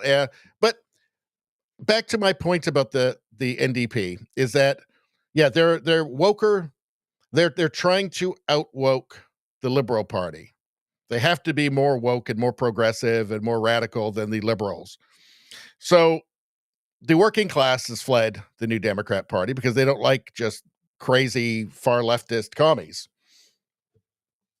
So they're just left with a base now of basically just children, essentially, just intellectual children, ideological children. As I said, their next leader could be just a photograph of a cloud that looks vaguely like Greta Thunberg, and the base will vote for it. But the problem is that Jagmeet Singh is a minority, and to get rid of him would be racist. And I'm not actually being facetious here. That would be seen as, white, patriarchal, normity or something like that, whatever they're saying these days. So they'd have to get a leader that's more diverse than Jagmeet Singh. And if they can't find one, I think they're just stuck with them. Although I'm going to make a prediction. I know it's a crazy prediction, but nobody has done more to help the Liberal Party over the last few years than Jagmeet Singh. It's like it's like he's being paid by them. Right? I think that I think he had some sort of deal with Justin, and it's transferred over to Carney. And for his help, he'll be rewarded. I think. Here's the thing with Jagmeet: he's not the sharpest knife in the drawer, right? So he wants to be prime minister. He knows he'll never be prime minister as leader of the NDP, but he probably, in his tiny brain, he probably thinks that he could go to the Liberals and then take over the Liberals, and that's how he becomes prime minister. I think he's going to jump to the Liberals. I think he's been promised something. I think he's got to make a jump. Not tomorrow, but in a few months or 6 months or so. I don't. It's crazy. It's totally speculative. I have no evidence of this whatsoever. But just what explains his idiot? I mean, unless he is just literally mentally just an angsty teenager who, somebody gave him a Che Guevara T-shirt, right? And now he's all in. I don't know. Could kind of see it. The Bloc, it did very well, but it's 7.9. That's more than most polls had. So, and what did the Bloc have? I think they had about 28-30 last time. Let's go here. What did the Bloc have last time? Last time they had 32. And now they're at 24. So, I don't know. We'll have to see. Let's take a look at what the dingbat propagandists are saying. Kitchener earlier in the campaign. Then his preferred term was that he'd look for a strong mandate to take on Donald Trump. Actually, we'll to reboot it because I think it was stuck where I stopped it. Will it come on? Does it matter at this point? All right, let's listen to these guys. One issue, and that very much associated, you can say that's behind the Liberal vote. So let's close that, and let's check in on the affordability issue, which the Conservatives are banking on. Right, time for a change because things are not affordable. The Conservatives, if this election was about that issue, the Conservatives would be winning it. And they've got 141 seats they're leading or elected in right now, and you could say those are a lot of voters. I mean, it's amazing. Everybody has been complaining bitterly about affordability and cost of living, as well as immigration, healthcare. Everybody has been bitterly complaining about that. It's why Justin Trudeau was so unpopular. And it turns out all they had to do for their, again, sophisticated, discerning voters was to tell them to put their elbows up and do the chicken dance because Trump bad, because Carney's got to take on Trump and he knows how the world works. That's all it took. That's all it took. All it took was for the media to put Carney on a throne, put a crown on his head and a sword in his hand, and to tell them, this is your man. And by the way, Pierre Poilievre's mean. That was it. That was it. The stupidity is incredible. Stupidity. A man who got up as essentially a caretaker prime minister and unilaterally declared that our relationship with the United States is over. And now we're going to Europe, the EU, which is falling apart and probably won't exist in 10 years. And, also China too. China, China's not, it's nice over there.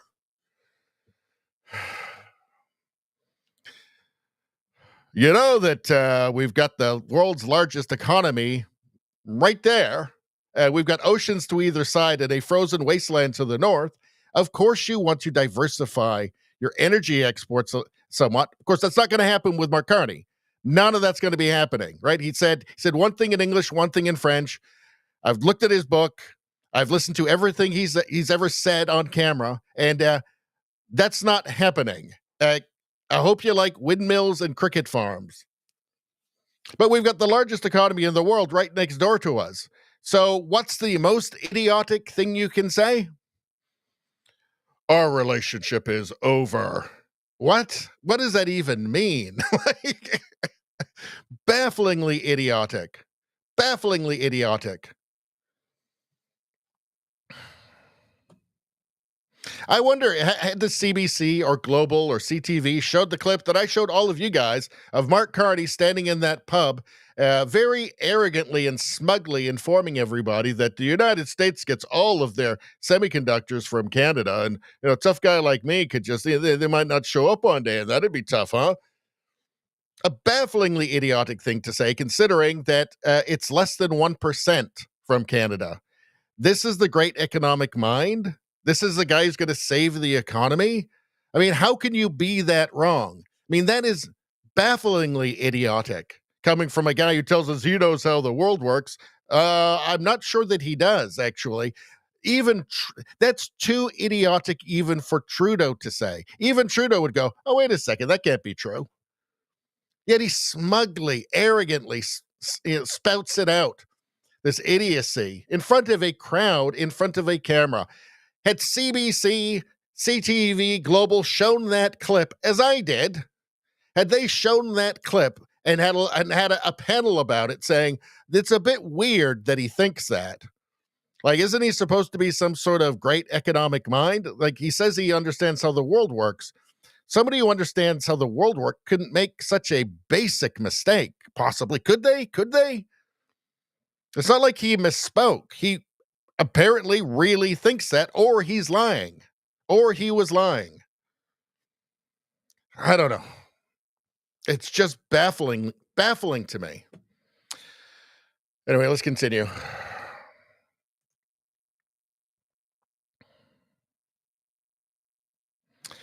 All right, come on. Let's go.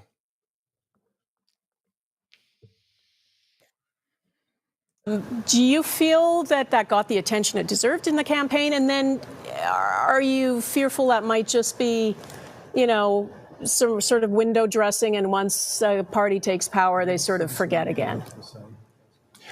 Well, I think the U.S. relations really dominated the conversations across this country, and part and parcel with that is the fear of annexation, also the considerations of the Northwest Passage, which is entirely in Inuit Nunangat, and also we are... Okay, let's move on.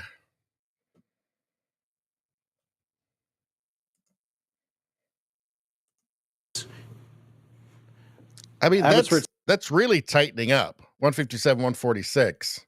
But I don't think there's many ridings left to report, though. But let's continue. South Langley, Mike de Jong, looking to maybe split that vote, maybe win as an independent. He was rejected as a Conservative candidate, former BC Liberal cabinet minister. It is a three-way race. 34% for Sukhman Gill of the Conservatives, 34% for Kevin Gillies of the Liberals, 25% for Mike de Jong, independent candidate. Mm-hmm. So, as you say, a riding of note. I'm wondering, while you're there in the Lower Mainland, Eric, can we take a quick look at Jagmeet Singh's riding? How's that working out right now? So far, not so great, but he is. It's still very early. Only 4 polling boxes have been opened, but Wade Chang is leading Jagmeet Singh in Burnaby Central.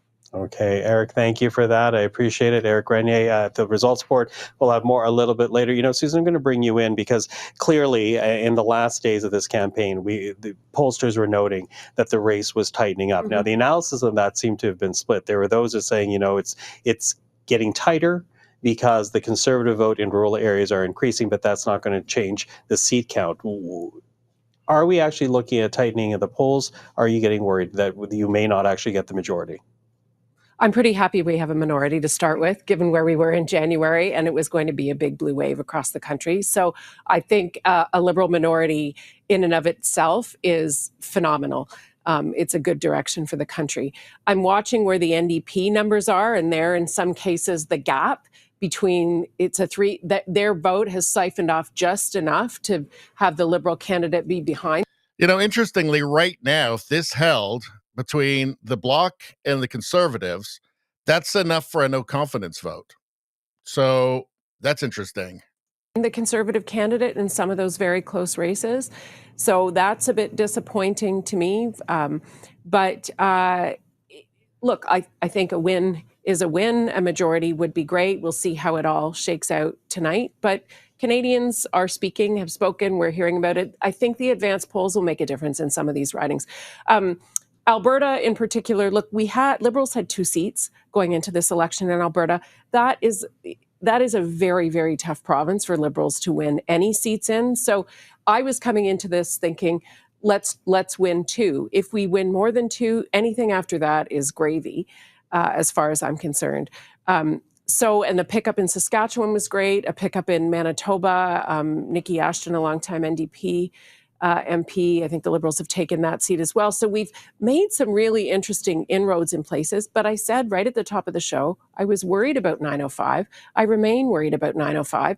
But I do think the Liberals' advanced polls in some of those key ridings will hopefully, I'll find some wood maybe in my head, touch wood, will make a difference. Okay. Farouk, right now you look at the NDP numbers leading in 9 ridings. Does that give you some hope that the party may be able to salvage official party status in the House of Commons? Yeah, well, it's closer than the 5-6 projected. It just went from 155 to 149, tightening up. But I think there's, let's take a look at something. One thing about this is that if they do end up with, they're still calling it a Liberal government. They're going to have a hard time passing anything because I think Blanchette despises Mark Carney. He's not a fan. So they're not going to be able to get the support without the bloc to pass anything. So that's pretty interesting. And again, right now, there between the Conservatives and the bloc, they've got enough for a no confidence motion to pass one for a new election at some point. So let's see. NDP is 5% now. Wow. That is so low. Holy crap. My prediction, the New Democrats go through a period of self-flagellation because they want to get rid of Jagmeet because he's just so awful. But they'll feel racist if they do, because everything is racist to them. So they'll settle on, there'll be some question if they can vote, if they can, the leader will be a photograph of a cloud that looks vaguely like Greta Thunberg.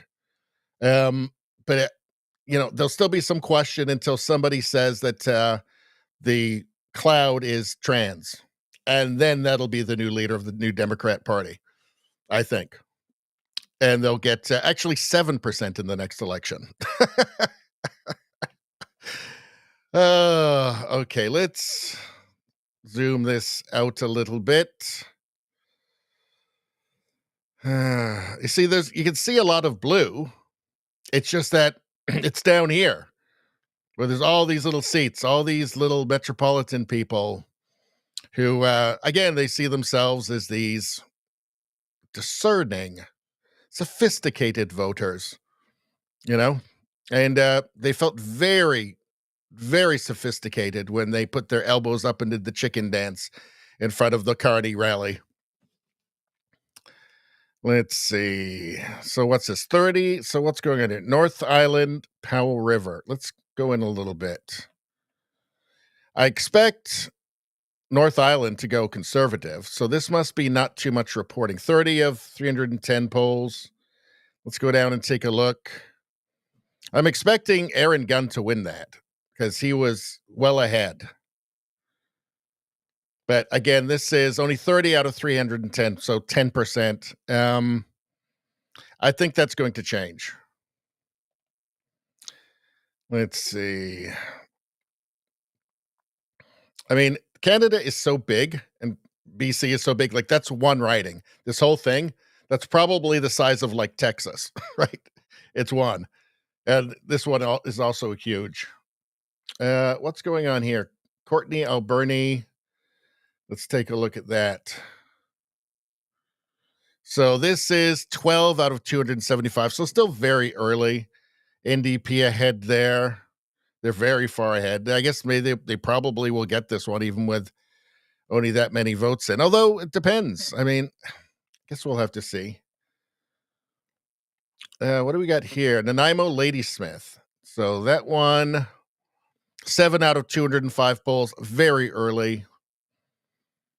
So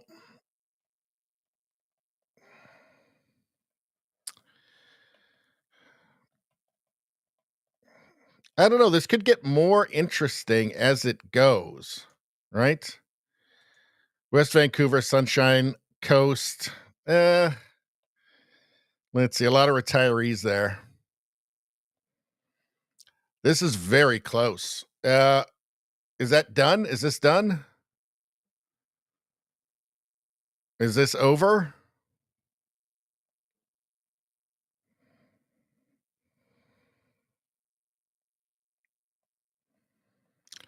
What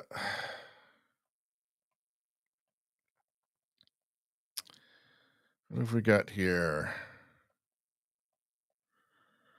Okay, let's go back up here again. No, I don't think it's only 2 out of 231 polls reporting. Okay.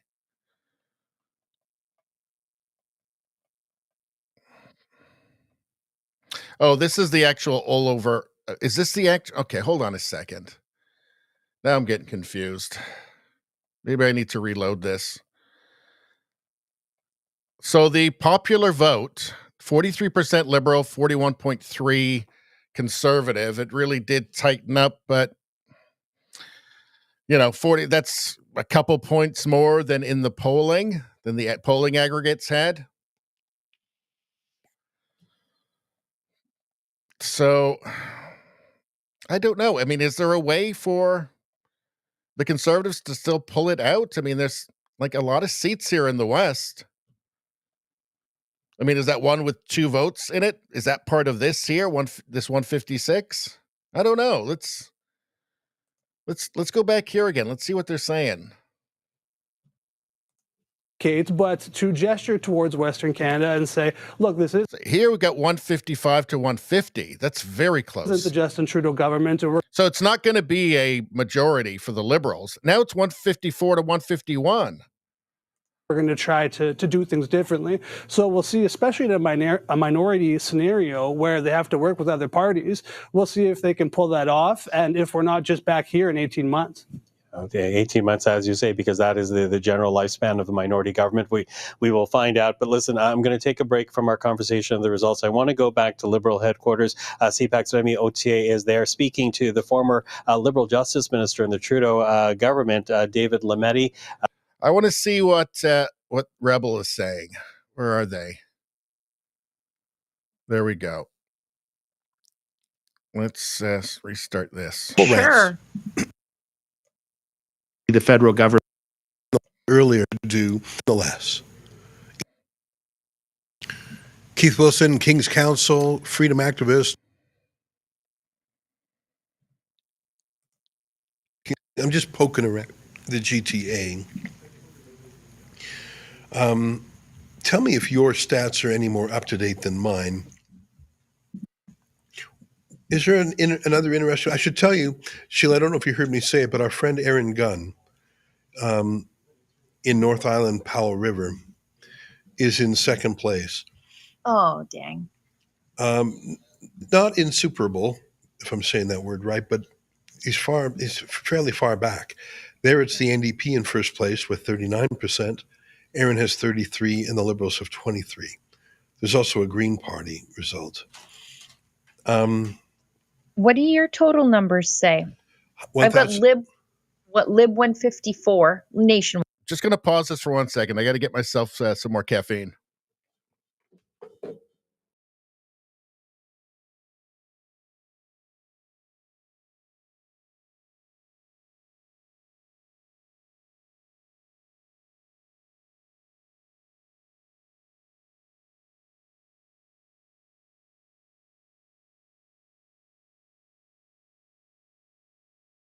All right, I'm back. I had to get myself a bottle of cold coffee chemicals from the fridge. Lib 154, Conservatives 152, BQ 25, NDP 10, Green 1. That's what I see here also, yeah. That is unbelievably close. It really is. It looks like the Conservatives are doing a little bit better, and that Liberal number is receding. I saw that Liberal number touch 170 earlier. No, sorry, it didn't. I'm inaccurate on that. Sorry. It was 160. I would be so pleased to see Heather McPherson lose in Notley's riding. I have to stop saying mean things about Edmonton. I have. Izzy says, how you doing, Izzy? Caffeine isn't enough. Need a stiff drink. If I were ever going to drink again, this would be the night. I have to stop because they're not disappointing me tonight. Hey, let me check. Have we gone through all the super chats and the Rumble rants? No, we got a whole whack more again. These people are so dang generous. Why don't you start us Wanna- off and we can alternate if you. Let's go through. Let's see, 154, 151. Hold on a second. Hold the phone. I mean, if the Liberals do, because it looks like there's maybe a chance here, if they do have a Liberal government, it will be an extremely weak government. Hold on. Let's draw it a little bit. Okay. Let's zoom in here. Okay, let's take a look at some of these. Okay, 38 of 253, or 40 of 253 polls reporting. Let's take a look. How is that one going? 45.8 to 35. 40 of 253. That looks pretty good for the Liberals. What else have we got here? Let's just take a look and see if there's anything kind of close. What about this one? 126 out of 264. 53 to 41. Yeah, okay. That looks like a Liberal seat. Carleton, what? This has got 8 out of 266 polls. Okay. Polyev will take that. Yeah, this is only 8 out of 200. It's only 5,000 votes. So I'm not taking this too seriously. Polyev absolutely should take that. What else have we got? Let's keep going. What about here? 90 out of 256. Let's see. Liberal 44-30. Okay. What about this one? That's about halfway through. Big lead for the Liberals. It's unbelievable. Oh, the Bloc is the next one behind. Let's see. Let's go into here. Let's look at some of these. What about this one here? 55 out of 230. Let's take a look. 42 to 31. Oh, that's Bloc there. So is this is that Quebec then? Oh yeah, okay. Let's zoom back out again. These maps are really unwieldy, I have to say.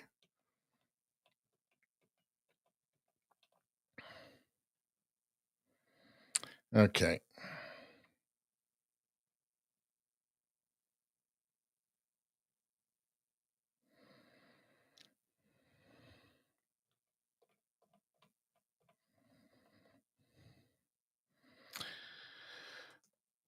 Take a look at this one. Oh, yikes.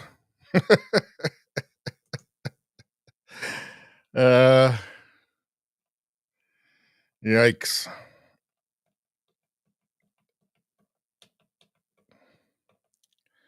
How about this?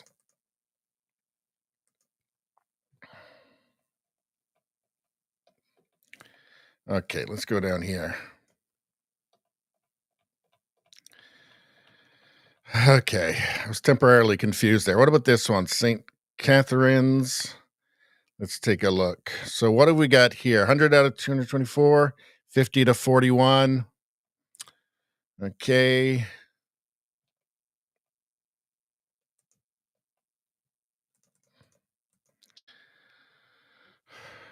What about Guelph? 9 out of 211.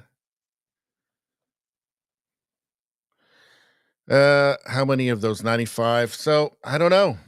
Just taking a quick look through these, I don't see, other than Polyev's writing, Waterloo. I think that's a big college town. Yeah. And how many is that? Yeah. So that looks like it's Kitchener. This one is close. So here's another one. That's 120 to 205. So 48 to 47. So that could flip.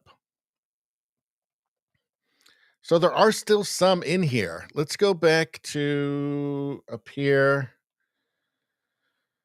How are we doing now? So now they're back up to 158, 148. But you see the vote percentage of vote is gotten closer again. It's now, wow. So it's now under 1%.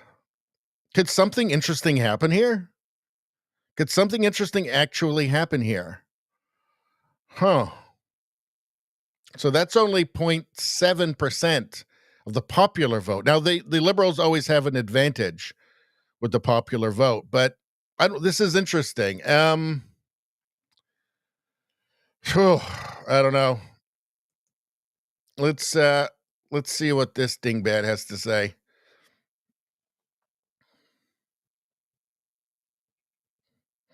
JDL's asking, how's Pierre's seat holding? Well, it's still very early. It's barely anything's been counted. I expect Pierre to hold his seat. I was leaving work. No, we don't want that. What about in here?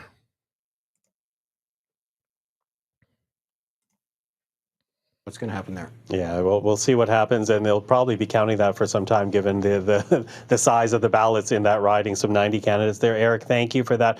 Listen, from Eric, I want to bring in Catherine right now because we've been talking about this riding since the beginning of our coverage, and you have some news to share with people at home, Catherine. Oui, tout à fait. Alors, cette petite île orange au cœur de This Montréal. small island of orange in a sea of red in Montreal, Alexandra Boulris, who was re-elected in Rosemont la Petite Patrie in Montreal.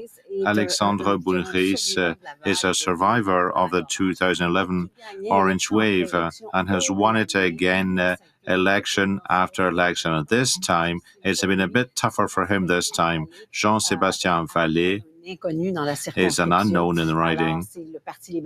It was the Liberal Party decided to appoint him as a candidate. So 10 for the, I mean, if the NDP stays with 10, that's actually more than most people were predicting for them, which is pretty amazing. Let's see. I mean, let's see how, like in BC, and they had 13 just in British Columbia. Just in British Columbia. Isn't that amazing? Let's go back to here a sec. Okay, so this gives us both. So in BC, 7. So 7 of those 10 in BC. They had 13 just there. NDP, they had 2, and they're trending towards 1 right now, but the counting's not over. Nothing in Saskatchewan. They had 5 in Ontario. 1 in Manitoba, 1 in Quebec, nothing in Atlantic Canada. So, I mean, 10 is terrible, really terrible, but it's actually more than it looked like they were going to get, which is really incredible. Let's get back to the chat for a minute. All right. I think we got the glitch coming up soon. Actually, I'll keep these numbers up while we're doing the chat.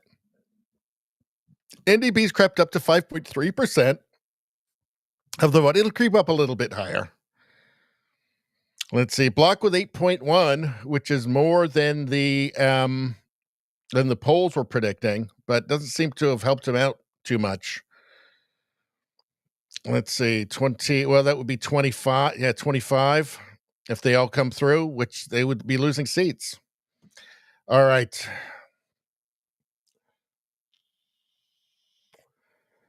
Let's see. Radio Streamer says, pray, everyone.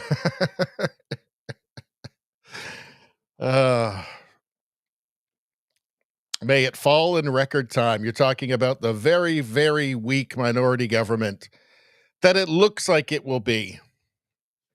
Yeah, I don't think they'll last. I mean, I don't think Carney is going to waste time either implementing his punishments on the Canadian people. I believe he's a true ideologue. Right. And there's a lot of money to be made for Brookfield and for all of his connections. He's connected to people all over the world, don't you know? So there's a lot of money to be made for his Chinese masters and, you know, people in the EU, people part of his G fans. There's a lot of bankers that are really counting on Mark Carney coming through for him. A lot of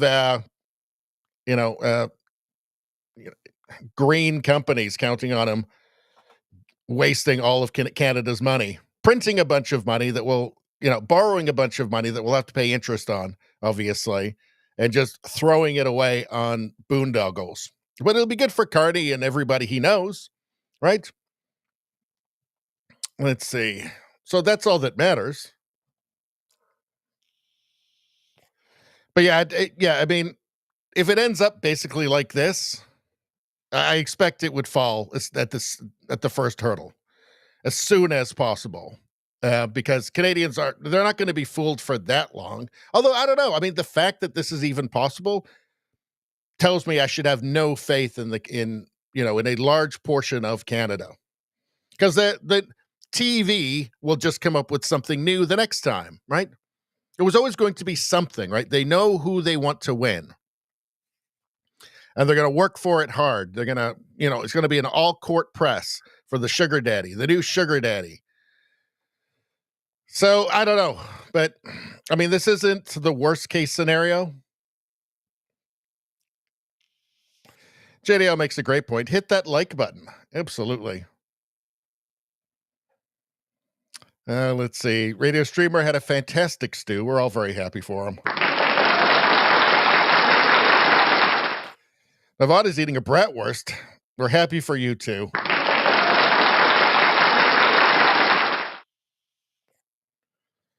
Rumbum says, how the hell is there any red in Manitoba, Alberta, or Saskatchewan? Well, look, Calgary, if you take a look at the Calgary City Council, they're fucking insane woke lunatics. They don't even live on Earth. And that's just the way it is in urban centers now, right? I have a friend in Calgary who's very excited to vote for Mark Carney, even after everything I told him about him. Great guy. Love the guy. Awesome guy. But I don't get it.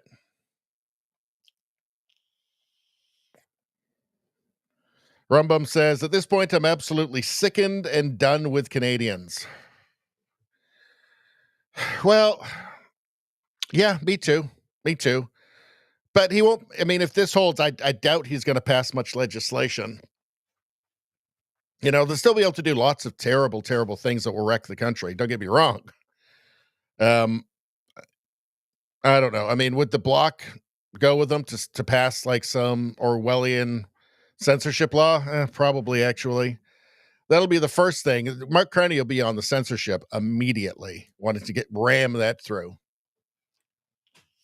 And of course, Trudeau, over his 10 years, just packed the Senate with that. The Senate in Canada, for Americans watching or elsewhere, they're all appointees.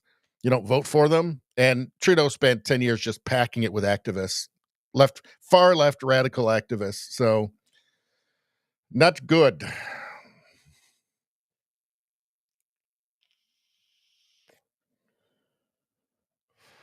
Let's see.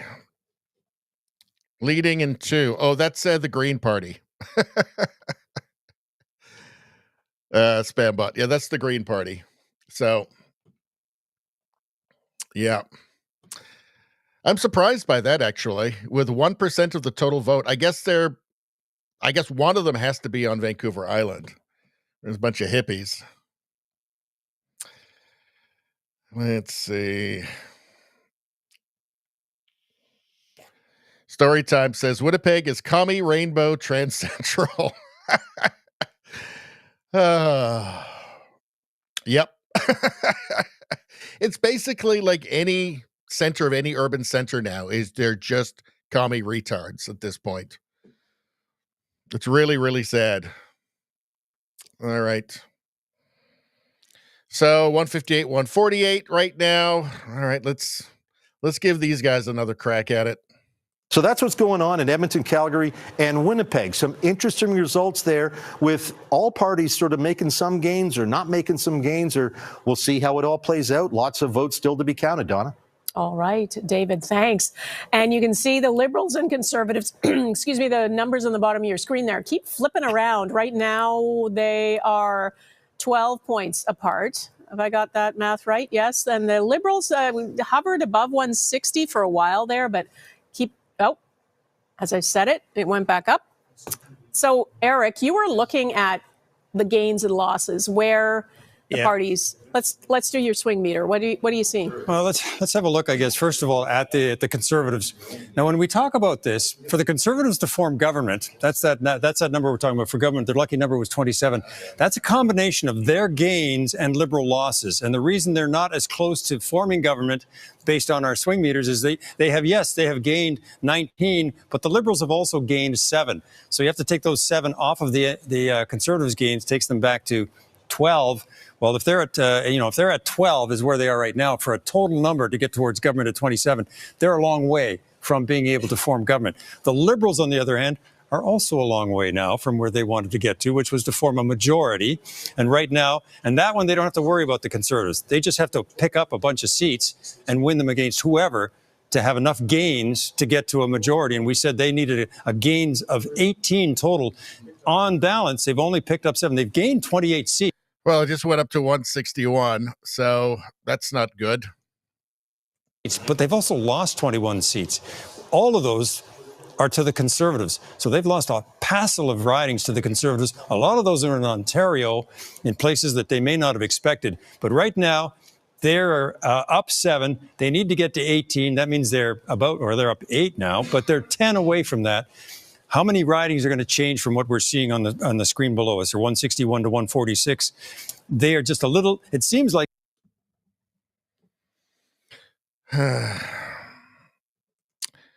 There's going to be a lot of talk about, it looks like it's just going to be a Liberal minority at this point. But there's going to be a lot of talk about Pierre Poilievre and, we should have done this. He should have just only talked about Trump. He talked about Trump plenty. All right, but he was never going to win that because the media decided that Mark Carney's their guy, and they put him on a throne, and they put a crown on his head and a sword in his hand, and they said, that's the guy to fight Trump. It's a stupid argument, right? It's just negotiations. That's what it's going to come down to. But Pierre Poilievre was never going to win that because the media... Because all those Liberal voters whose brains are plugged directly into the CBC, they were programmed to just see Mark Carney as this guy who's.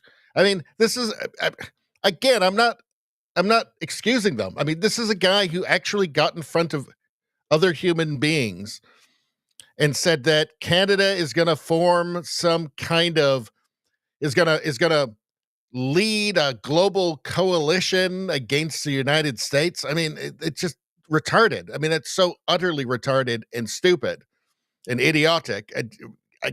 Just totally bafflingly idiotic. Right? So I'm not excusing the people for allowing their brains to be plugged into the CBC and being programmed, But unfortunately, it's the way it goes. The media still has a lot of power in Canada. Those shows. We have some conservative newspapers in Canada, but you know how that's going. Circulations are down. It just has a lot less power now. There's no counterpoint on the TV news. So when TV says, elbows up, chicken dance, moron, they'll do it. And they'll feel like they're sophisticated, discerning voters when they do so.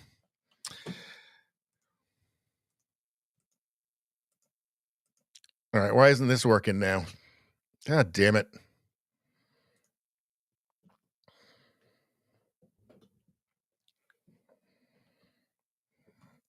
So much waiting. Just waiting for pain. But just back to my point. No, I don't want Pierre Poilievre to be replaced. I think he's done a very good job. I think he's done the best job anybody could have done. It's just that everything was arrayed against him. So I think with the gains that he's made, I think that's good. It's very good. It's not good enough. But again, I don't think it wasn't. He had everything arrayed against him. So I think he deserves another crack at it. I mean, will Mark Carney beating them over the head with his awful civilization destroying policies, will that be enough for these people, for her? I don't know. I mean, at some point, what can you do? You can just try, right?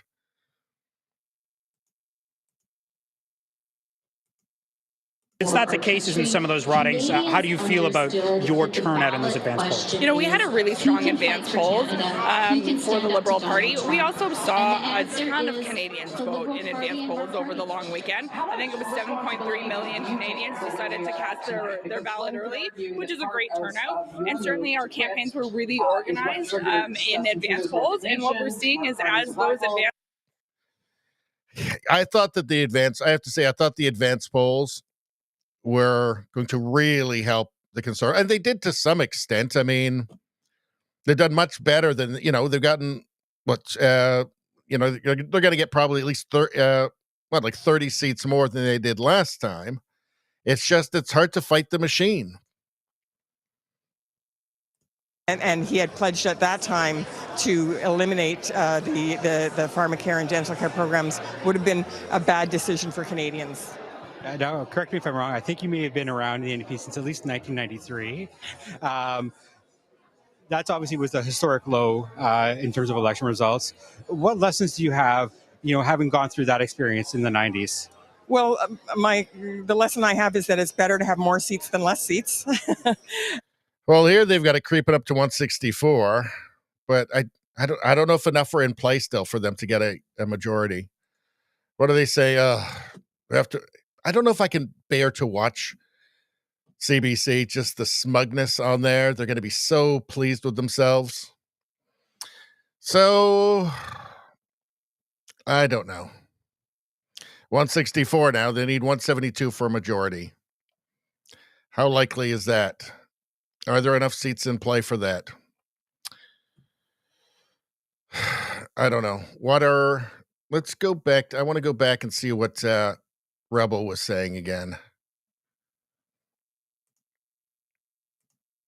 My last small clip. I don't know if Efron have it on his end, but I think it's very interesting to see how the people here are really divided in terms of emotional reaction.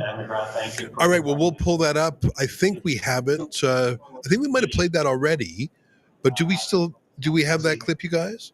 I think we actually played that one. Oh, really? And we played a couple like it. Well, I think we have it on screen. It's just, if I recall, just less than a minute. So we'll just play it again. Go ahead.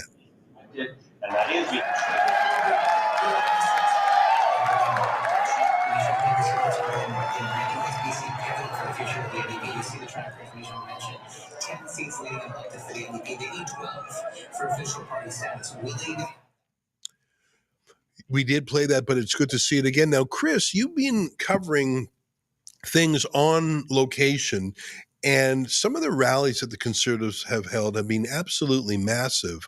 What's the difference, if any, or what? Compare the mood tonight to what you saw on the street. Oh, we don't have the microphone for Chris. Can we pump that up? What's that? Oh, we got it now, Chris. Go ahead. Yeah, so I've done probably 7 or 8 rallies, and I did 5 in the last 24 hours of the campaign. And the atmosphere at all of them was absolutely electric. Some of them had thousands and thousands of people. They were filled with hope. It was honestly incredible. Something I haven't seen in a very long time anywhere in Canada. So the attendance and the atmosphere was phenomenal going in. People coming in tonight was a little different. I think people were a little bit more nervous, but people were hopeful coming in. And there's been kind of some ups and downs throughout the night. There was kind of the air let out of the room for a little while. And then as I walked back in only a few minutes ago, it tightened up and people still had a little excitement in that. But it's really been a roller coaster, honestly, the last few days and this whole campaign. Very interesting how the NDP has just evaporated. Let me bring to your attention the riding of Carleton. And Alexa, I know you were there last night. It was the last ditch campaign stop by Pierre Poilievre. It's his home district. And the Ontario PC party had some sort of psychological operation going on it by leaking to the Globe and Mail and the Toronto Star their view that Pierre Poilievre was going to lose that district. Well, let me give you the latest from that district. 30 out of 266 polls reported, so just over 10%. So again, you can't overstate things too much. But the NDP in that riding is down to 1.4%. 1.4%. So it is a fact in the end that Pierre Poilievre is trailing by more than 10%.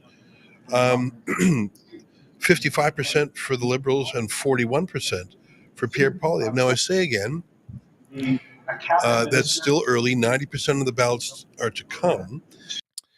Makes you wonder if Jagmeet just intentionally tanked the NDP to help the Liberals, that he's getting something for it. It really makes you wonder. Although, on the other side of that, too, there is the issue that the Liberals are now most of the Liberal voters don't realize Carney's stance on everything woke. That's why I made the video, Carney is woke, which, of course, YouTube showed to nobody.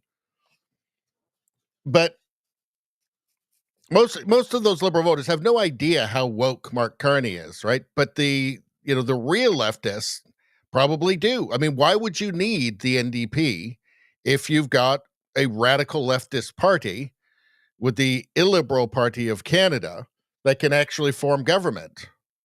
Like, NDP is kind of not necessary anymore. I mean, do you like sex changes for children? Mark Carney's your man. Said it publicly. Do you like borrowing, printing billions of dollars and ruining your economy? Mark Carney's your man. Do you like spending billions of borrowed dollars on green boondoggles? Just because climate? Well, Mark Carney's your man. Do you like drugs on the street? Do you like crime? Mark Carney's your man. Do you like people committing 800 crimes a day and just nothing ever happens and they just that's an acceptable lifestyle choice? Mark Carney's your man. Why do you need the NDP? You don't need them. The Liberal Party of Canada is fucking batshit crazy enough for pretty much anybody. As I said, there'll be still those NDP voters after this that'll be holding out, and just in case their new leader is a photograph of a cloud that looks vaguely like Greta Thunberg. But I don't know. Especially if they say the cloud is trans. Then it's in. Then it is in. Then it is picture of cloud that looks like Greta Thunberg with 11 seats in the next election. And remember, this is the weird riding where there's 91 names on the ballot. So that may slow things down. That I don't know what effect that would have. But, I have to say, Pierre Poilievre is trailing in this district. And it is because of the story of the night, the NDP evaporating. What do you think it would mean if Pierre Poilievre has quite a strong showing, but loses his own seat? Yeah, I mean, well, he's done then. Then he's done. Then the people that are waiting in the wings, the knives will be out and he'll be gone, which I think would be tragic and really sad. I think he's the best conservative leader we've had since Harper, and this wasn't he ran a great campaign. He ran a great campaign. He talked about the things that should matter to Canadians. It's just that he was fighting corporate Canada. He was fighting the corporate media that lionized Mark Carney. And for all those Canadians, especially older Canadians that have watched CBC forever and they've just had their minds slowly parasitized, especially as the CBC has become more and more extremely progressive and woke over the last 10, 15 years.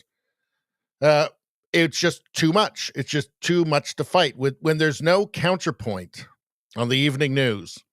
And keep in mind, too, A lot of Canadians watch CNN. A lot of Canadians are very interested in American news and other world news, and they watch CNN, and a lot even watch MSNBC. So it might even just be the case that a conservative just can't win in Canada anymore, no matter what. Because if it's not Trump, it would be something else. They'll find something. They'll find a narrative, and they'll convince all those people whose brains are directly plugged into them that this is the worst thing ever, and that Pierre Poilievre's mean, and then the new guy, new savior, new progressive savior, and you can vote for him and feel good about yourself because of empathy or something. They'll find something, right? They're going to find something, and they'll make it very convincing to stupid people, to idiots who know nothing. Who know nothing about their own country, about the person they're voting for, about the person they're voting against. They'll just have feels. They'll just have feels. Mark Carney he feels like he's buttoned down and moderate and stuff. Or if you want him to be wildly progressive, he can be that for you too. Whatever. That would be a tough one to swallow. I mean, honestly, I think it would be kind of devastating, to be quite honest. Pierre Poilievre has run an incredible campaign from what I can see. He's worked incredibly hard. His whole team has. So that would be a huge loss. I think it's still way too early. And I mean, I'm not as wise as some of the people that have been doing this longer than me. All right, well, let's take a look ourselves. So they've gone down 162, 149. So it'll be a liberal minority government, most likely. Let's see. Where is Carleton again? I can't even remember. It's Ottawa.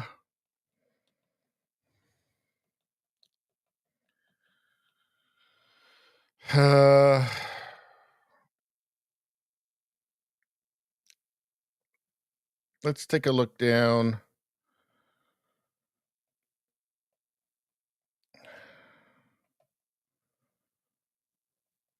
Let's see.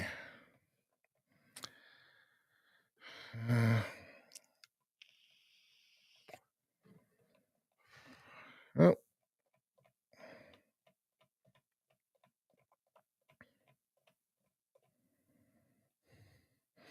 I don't know. I'm hopeless with this map. Let's just go back up here again. What do we have here?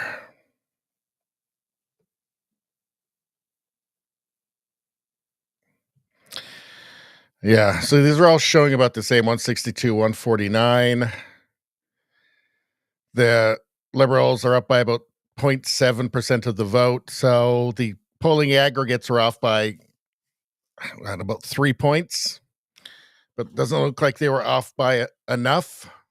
How much just psychologically that affected the race, who knows?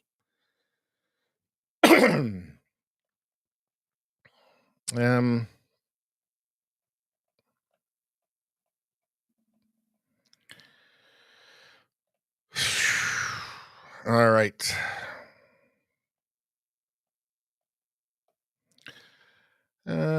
Let's see. How about this one here? Yeah, it's all showing the same. Yeah, it's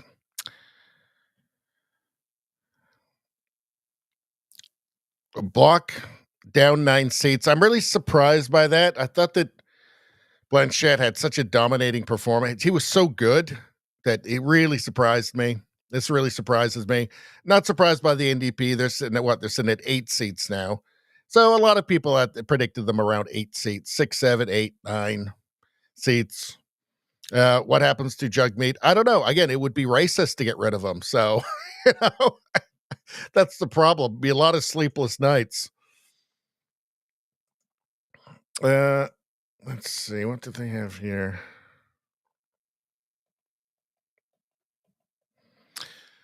Uh-oh. Let's see. What do we have here? Not that. Let's see. Polymarket.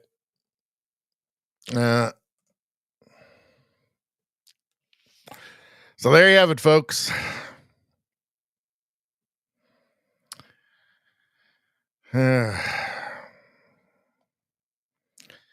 So disappointing.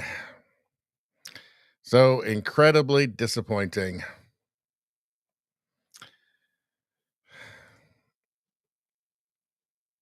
Tomb. So how that my question? So if the bloc has the balance of power, be sure they will negotiate with both parties to obtain what they want to have. So what could happen tonight is that It you could could happen. have It could happen. we declare a liberal minority, for example, but then they ally with the conservative. If you look at the situation, So for Canadians who don't follow the intricacies of how a minority parliament works, Yes, please lay this out for us. well, I'll cautiously take some steps. The Liberals, given these numbers, if something like this holds, they get the first opportunity. They do. To form a government. And what they will appeal to the Governor General is say, we have an agreement with the Bloc or the NDP, and this is how we're going to govern. If no such agreement exists, and we find confidence of the House. And then we're going to return to the House as soon as possible. Yeah. We'll have a vote to show that we can govern. Yeah.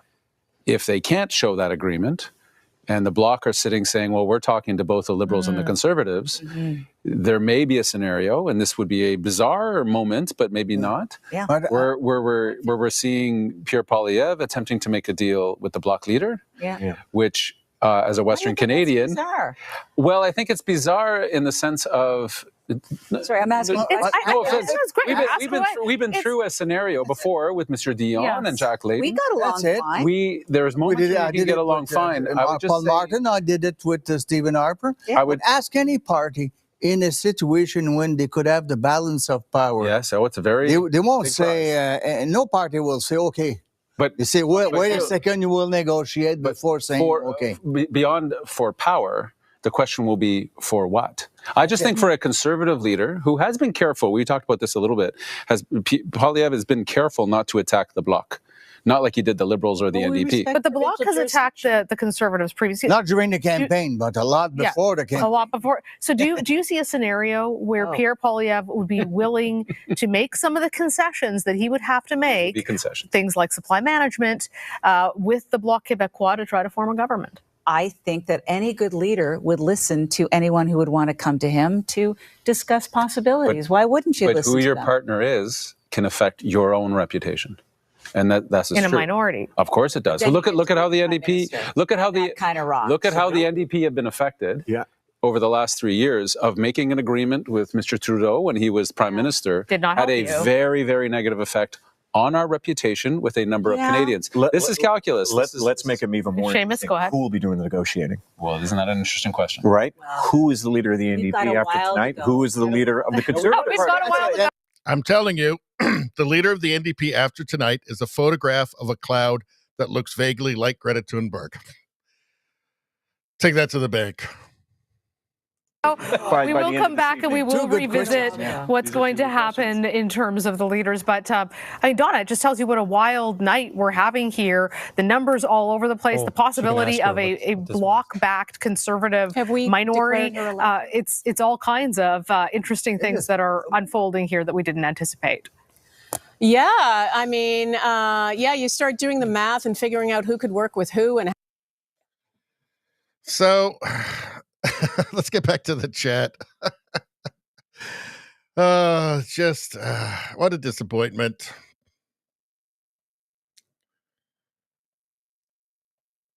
Let's see. All right, let's go back in the chat a little bit here. All right. How far back can I go? Go back quite a while.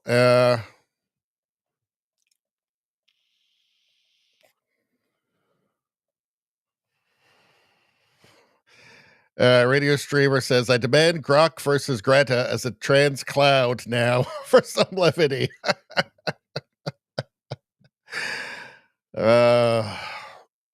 Let's see. Maybe.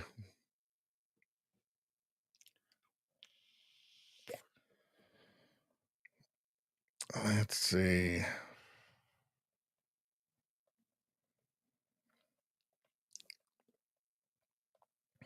Let's see. Rumbum says Trump will eat Carney alive, and I hope he does if he wins. Well, I mean, the thing is that Carney's goals aren't in the interest of Canada, right? So his goals are to kind of resurrect his Glasgow Financial Alliance for Net Zero, his big banking alliance. As you know, 4 Canadian banks dropped out of it before he decided he was going to be appointed prime minister.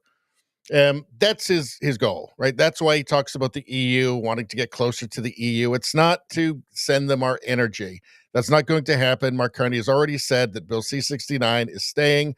That means nothing happens, nothing extra comes out of the ground, and he's going to try and prevent what is coming out of the ground from coming out of the ground anyway, right? So, but he wants to be closer to the EU. He wants to be closer.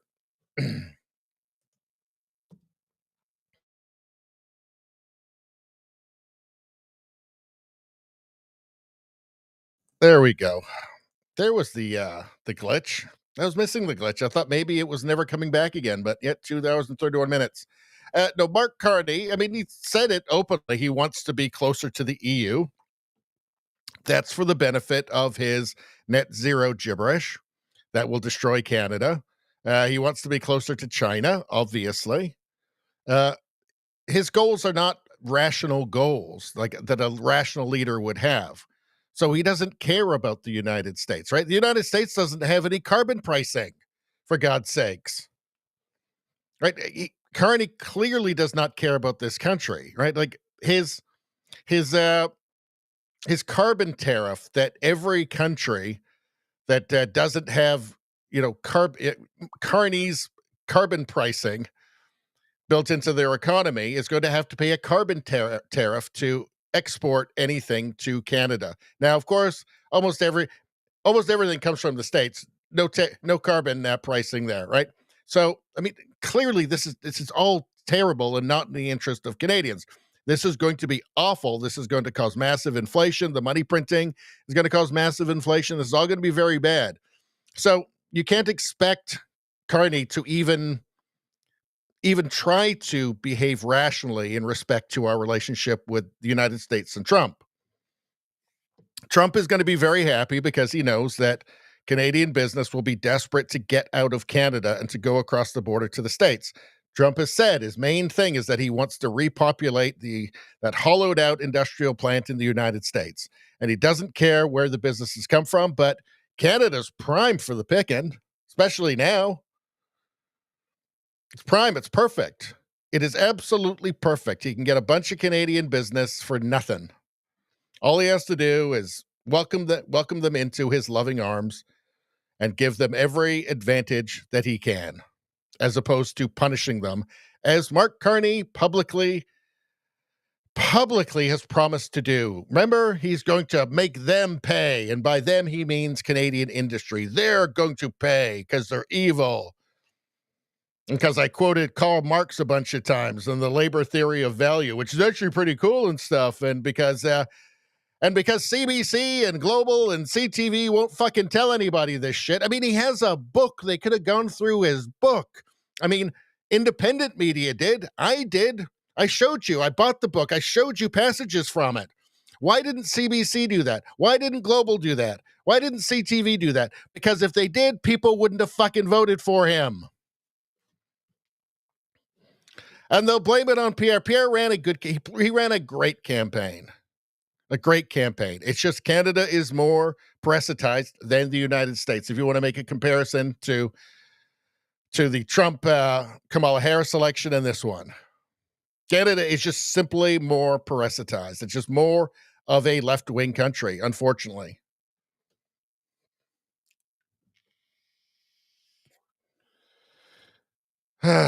Anyway, how did I get on that rant? Let's see. JDL, EU hates Europe. They hate the people of Europe. Yes, they do. Obviously, else they wouldn't do the things that they do. Let's see. Nawada says, like Obama hates the USA. He doesn't seem that fond of it, I got to say. You might have a point there.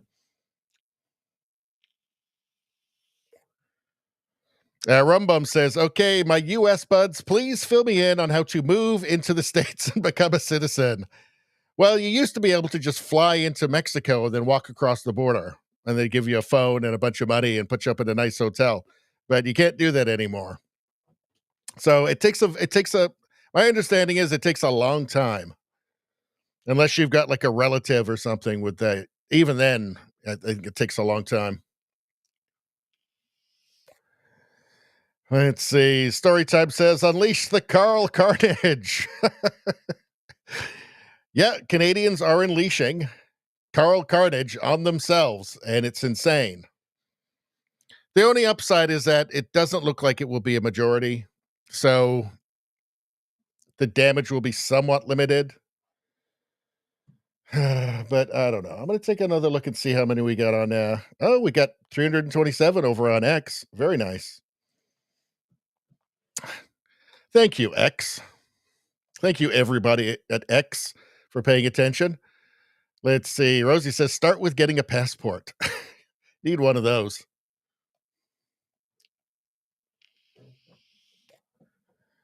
Let's see. Nevada says, contact immigration and naturalization. It takes a long time, but, no time to start like the present. Streamer says, 8.8 out of 10 would listen to rant again. Needs more commie hate. Well, I think it's just there. It's just soaking in it. JDL has a great point here. Rumbum, say you're fleeing trans persecution. Does that still work now, though? Maybe if you apply in Washington State or Oregon or something. Nevada says, buy a gold card. Well, those are $5 million. Maybe if they bring them down to like $500, then I'm in.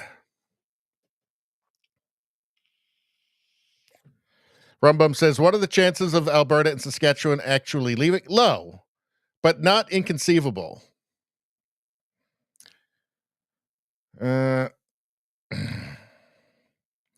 Storytime says, Quebec holds all the wild cards now and the power. True. Unless this changes a bunch. Well, let's take a look now what we got it at. Unless this changes a bunch. And actually, let me just update this.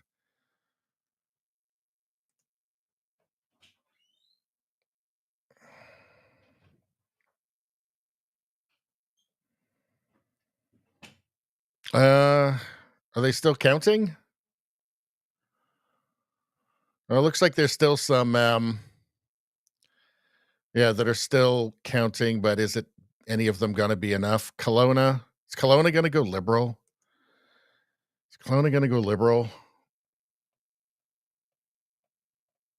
It's very close. Very close. With over half. That's pretty close. Couple of points.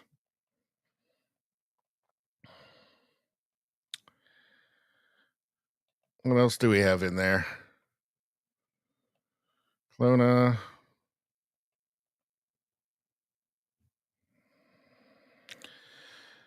Coquitlam. I remember thinking that was one that might go, I believe. 45.6, 43.7. That's with less than half reporting. So that's one that could flip. Let's see. Fleetwood, Port Kells. Let's take a look. Very close, within 2 points. Yeah, there's some more that can still flip here. But let me get back to the chat again. Hold on.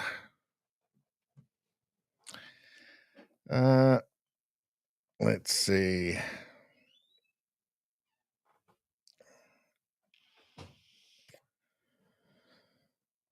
Streamer says, quick, scrub your accounts and put up trans flags. If they question you, say they are dead naming. There you go.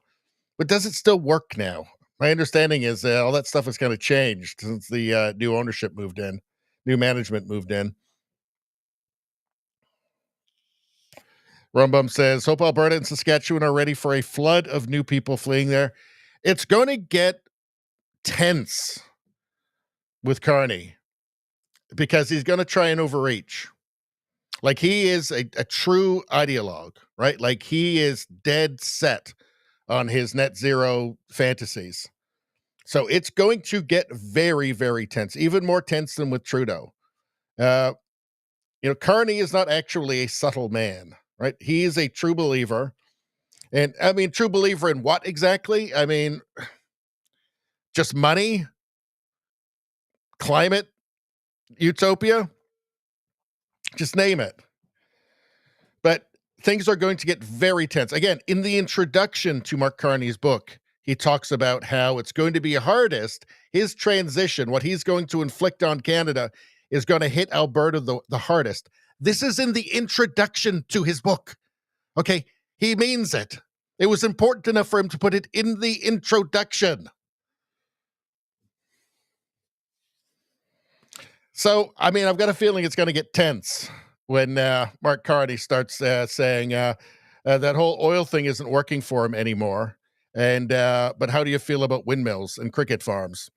I think things are going to get very tense.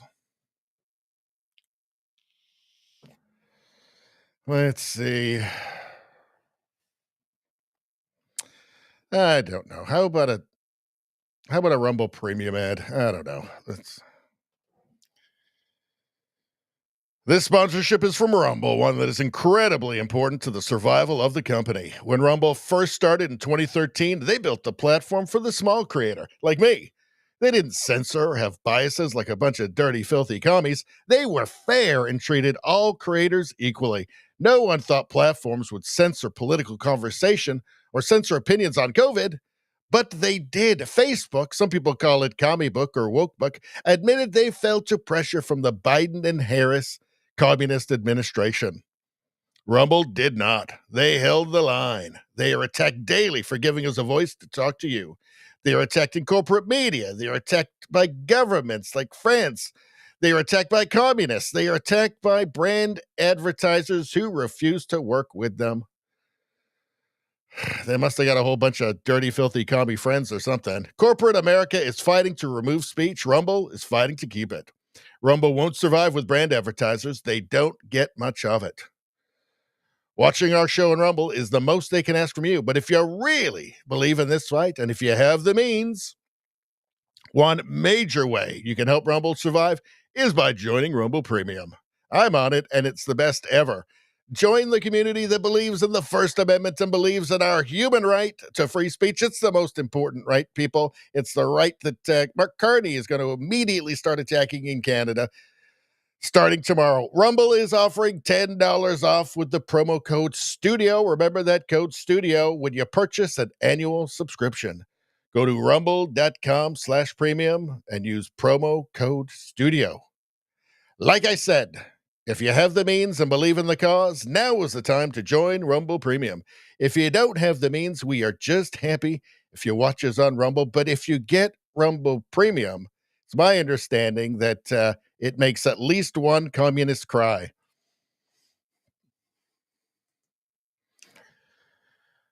There we go. Elise Wood says, maybe at 3 a.m. a bunch of votes will come in. Yeah, for the Liberals. Elise Wood says, except our site doesn't cheat. Well, that's true. JDL says, Canada has too many pensioners. Well, it'll be interesting to see the breakout. I mean, look, that generation did build an incredible technological civilization. They did.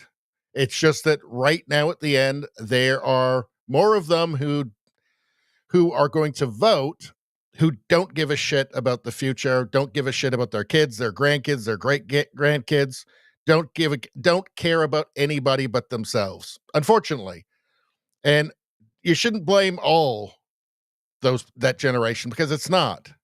It's not. It's, what will the advantage have been to the Liberals? 5% or something like that? It's not. It's just that there are more who vote who are totally selfish and are just looking to squeeze a little bit more comfort out before they die at the expense of the next generation. So, which is a really awful thing. They say that a great society is one where old men plant trees, the shade of which they'll never enjoy. Not enough of those in Canada, unfortunately. But don't shit on all of them because it's not.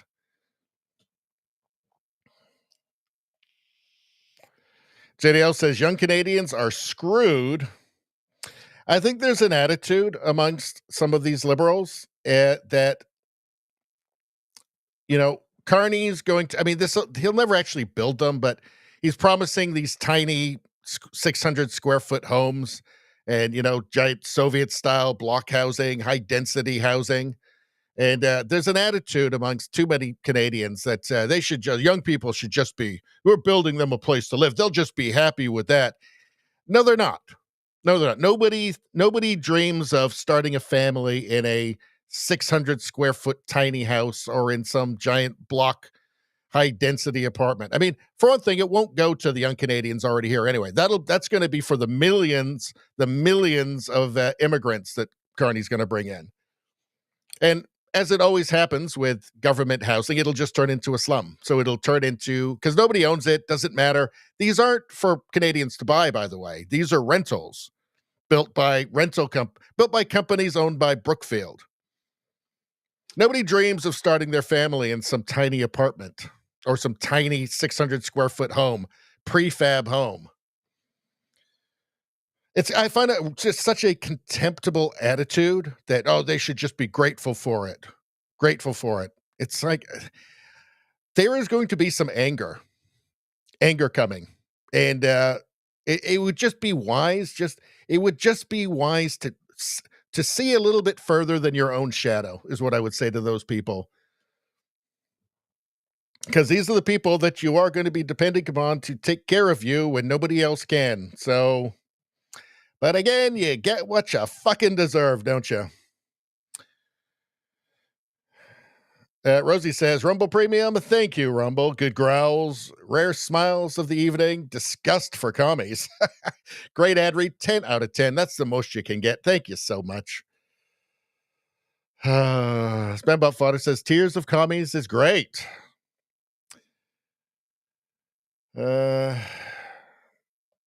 Elise Wood says to JJ, love from the Redwood Coast. What a lovely part of the world that is.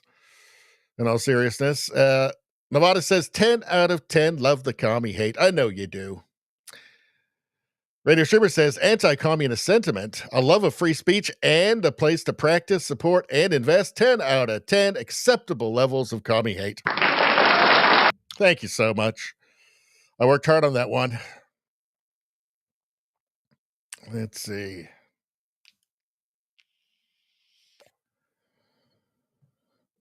Elise Wood says, praying for you Canadians. I live in Wokelandia here on the California coast. Used to lean conservative when I moved here in 89. And not all of California is Democrat. There's lots of parts, but it's rural areas that are Republican in California. But California as a whole, is there any hope ever? This is what I worry about with Canada, right? Is Canada just turned into California, where it doesn't matter how much the government abuses you. We've had 10 years of the Liberal government.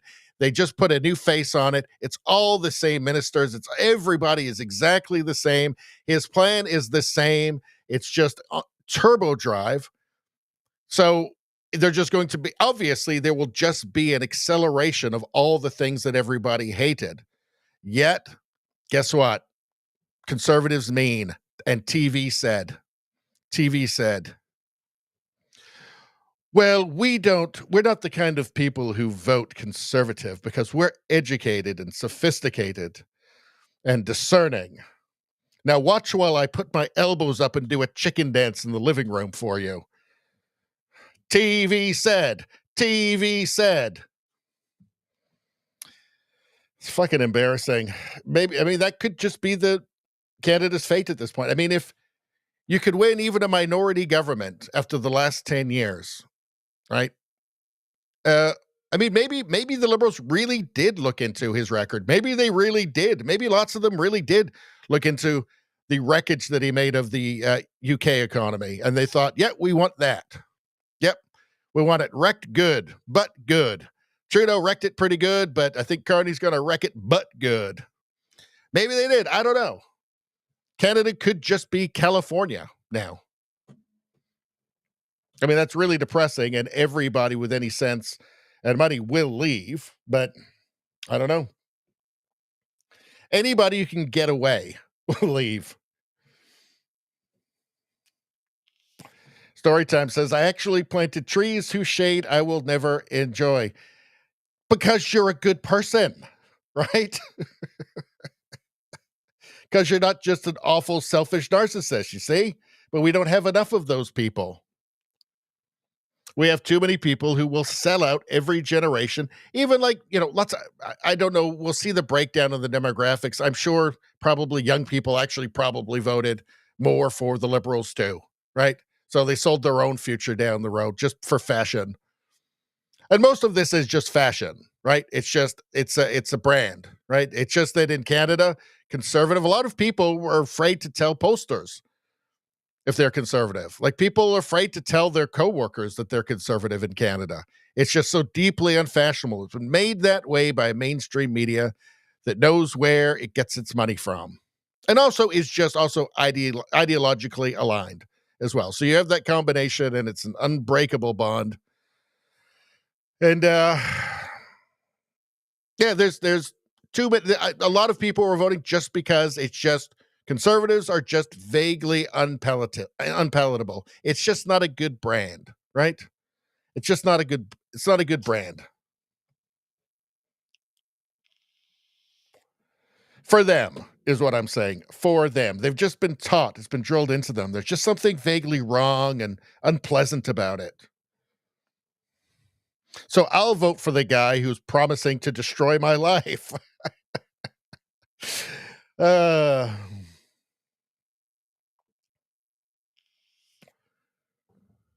Izzy says they don't want young couples to have kids. Apparently not. Liberals apparently want to abort every child in the country. I don't know.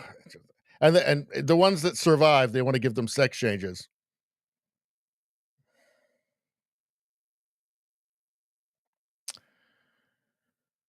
JDL says Californians trying to destroy other states.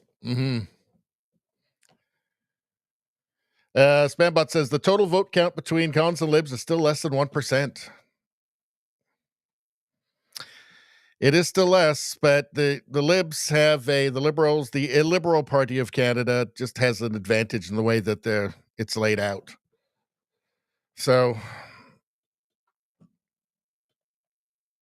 even though, I mean, the last two elections, the Conservatives actually won the popular vote by a point and a half or something like that, and the Liberals still got way more seats. I mean, this is tight. This is much, much better.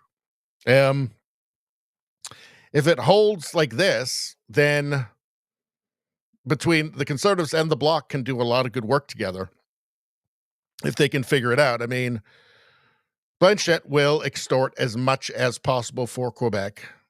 And at this point, I'm just like, you know what? At least Quebec doesn't hate itself, right? So for that, maybe they deserve something. I mean, if we can just stop Carney from doing anything, that would be the best. Because he does not have good intentions for Canada. Canadians will find that out. Or if they actually are bright enough or not so parasitized that they can even figure it out. If they can even understand when they're being abused anymore. I mean, obviously a lot did decide. I mean, look, Conservatives had, 33% of the vote last time. So this is a big improvement in the total vote. The fact that the Liberals are going to win a minority is only because the NDP crashed so much, because maybe Jagmeet Singh intentionally crashed them. Maybe he's getting something. I don't know. I mean, it's just kind of unbelievable how stupid. You almost wonder if anybody could be that dumb on purpose. Or by accident, I should say. You wonder if you have to try to be that stupid, if you know what I mean. So, I mean, this is not the worst of all outcomes, that's for sure. It just means nothing good is going to happen.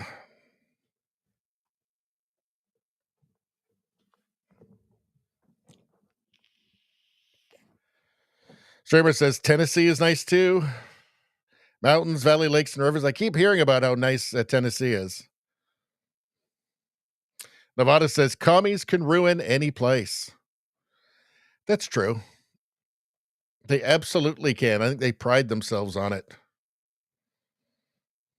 It's grains with 1.1%. I wonder how the PPC did. I don't think they got much, but let's actually see if we can find that anywhere. Where might we find that? Maybe in the CBC one. Show all results. People's Party ended up with 0.8%. So they didn't have much of an effect. They might have affected a few ridings. I guess that'll come out afterwards, but that's not very much. I think they had like 5% last time, which was actually not a good thing because it cost the Conservatives the election, even though Erin O'Toole was a tool. But all right. Anyway, back to the chat for a little bit more. Let's see.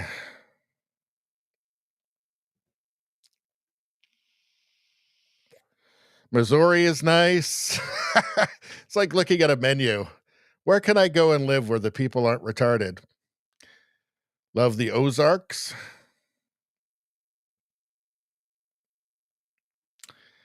Let's see. Spam bought it just jumped to 1.1. So right now it's 1 point difference in the vote. I was really sure that the Conservatives were going to at least edge out, maybe still not win, but at least edge it out by a point or something, but doesn't look like it. Too many retards.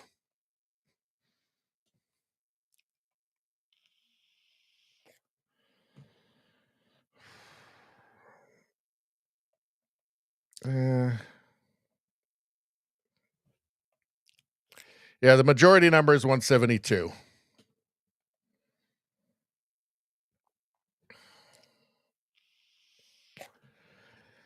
Rosie says, Richie, come visit me in Streamer. We promise not to look at you so you can remain anonymous.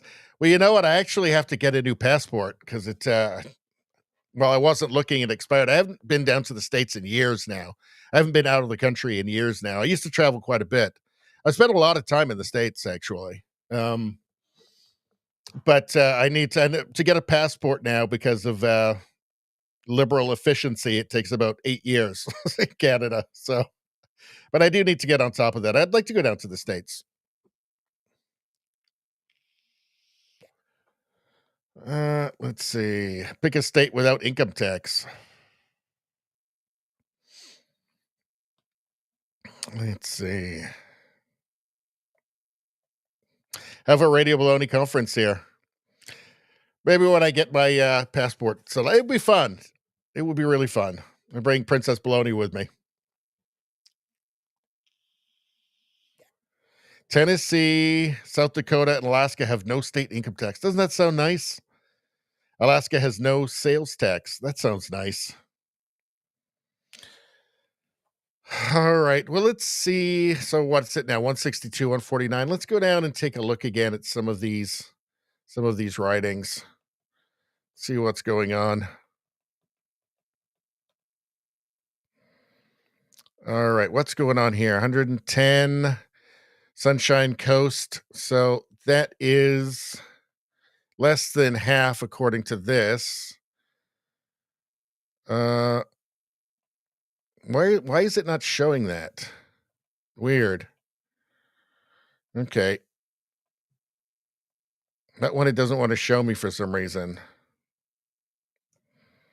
How much did he lead by 2,700 votes? So that's probably pretty good for them. Coquitlam, 150 out of 256. Let's see how they're doing now. It's close. It looks like that lead opened up a little bit. Not much, though. I mean, it's only, or maybe it actually is closed a little bit, actually, from last time. So that's just over 2% lead there. 150 of 256. That could change. That could change. Let's see. Oh, I wanted to check out. Hold on. I wanted to check out North Island. Yeah, there we go. There we go. I know somebody who lives there, so they'll be very happy. Very happy that goes.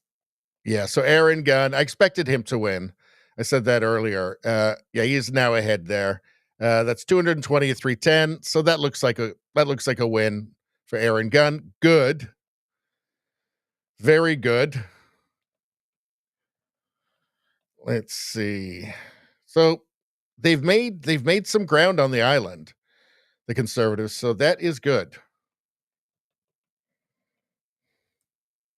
I mean, you see all of this blue. And especially in here and here, these people feel very ignored and abused by what is an abusive federal government. So again, there's going to be a lot of tension. Let's see. Let's go into here. Take a little look around. So what do we have here? There's Ottawa. Okay, let's get in. I'm really hoping Pierre didn't lose. So what's this? So there's Carleton. So this is Pierre's seat. 100 out of 266. It would really suck if Pierre loses his own seat. I mean, what the hell are these people thinking? But it's the collapse of the NDP. Look at 1.6%. This would be bad. That would be the end of Pierre. I would like Pierre to stay on as the Conservative leader, but if he loses his seat, that's it. That's the end of Pierre, which I just think would be, he worked so damn hard. And I believe that he really does care, and he would have been a really good prime minister. But if he loses his own seat, I mean, this still could turn around, but it just would be, that would suck. That would suck really badly. What's this one here? So, yeah, so this is a Liberal. I don't know why they haven't called that one yet for the Liberals, but all these people, they have no idea what's coming. Just the stupidity. TV said. I think we're into Quebec now. Let's see. Yeah, I don't think it's going to change much at this point. Looks like we're pretty much at the end. I don't think we'll see much change from here. This was the TV said election in Canada, which maybe is just all of them now. I don't know. I mean, independent media was important, but, the commies they're on independent media as well. And of course, they're going to get favored. So even there, they've got an advantage. So the only advantage Conservatives have is that they're not fucking batshit crazy. Right? That's the only advantage. It's common sense is the only advantage that we have. So that's our only weapon.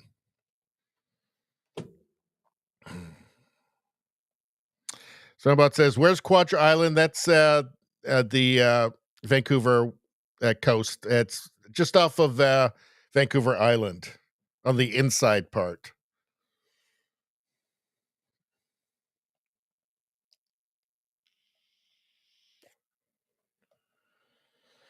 Let's see. Streamer says, California has more bears per square mile, but they all wear latex for some reason. If the bears ever just disappear, just go extinct, I'm fine with it. If we wake up one morning and it's just like, it's, on the news, it's the headline, all the bears in the world went extinct, I'm fine with that. If there ends up being too many deer, we'll just hunt them.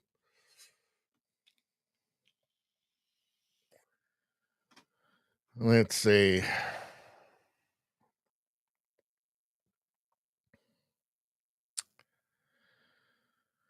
I had a friend who went camping in, what's the big park in Yellowstone in California? And apparently he said there are just bears everywhere. Why would you want that? He said there are just bears everywhere. Just like everywhere you went, there was a bear.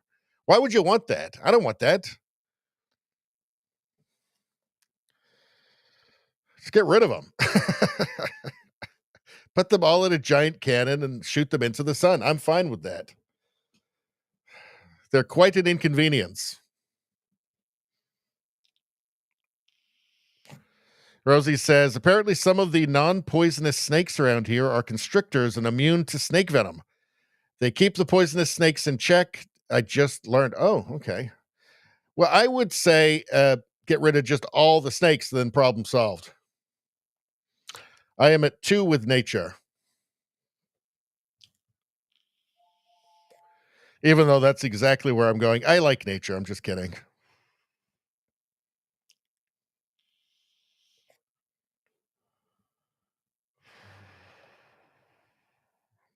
Travis says Blanchette paid the price for maintaining the Libs in power, losing 9 seats. Unfortunately, 8 went to the Liberal. You know, at least it's not going to be a majority. So that's the saving grace. It's a very weak minority government, which is not built to last. So that's good. I just at this point now, like I'm just becoming cynical. Like if there's this much of the country that likes having their lives wrecked and having the country wrecked, right? Well, Carney's just going to do that more on overdrive. I mean, that's his promise. His promise. I mean, he's not saying the words. I'm going to destroy your country. Me and my globalist friends are going to destroy your country. But it's global. It's globalist code speech for that. He does not care, is the thing. He does not care about Canadians. He cares about his global plans and his global buddies and Brookfield and money. Yosemite, is that what it was? I don't know. I'm getting tired at this point. My brain's turning to mush.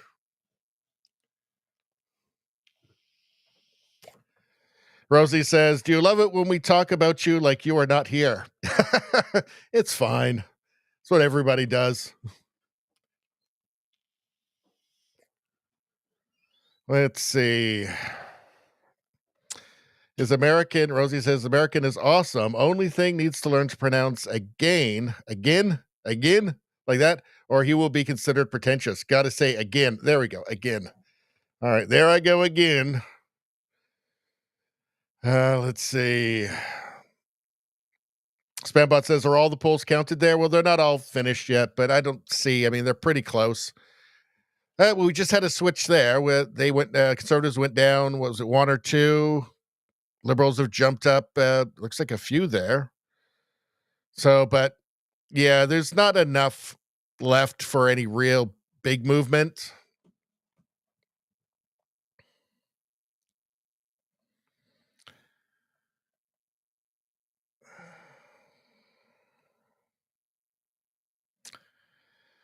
JDL says diamondback snakes are good to look at. They're also good to burn with a flamethrower from a safe distance. Let's see.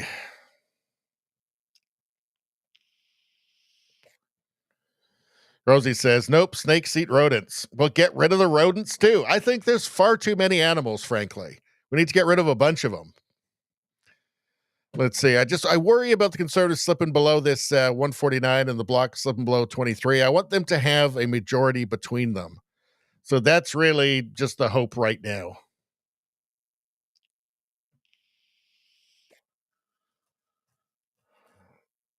Let's see. Rosie says, never mind, go back to again. Nope, it's again now forever. You sound like you're from Tennessee when you say again. Nope, never going back again. All right.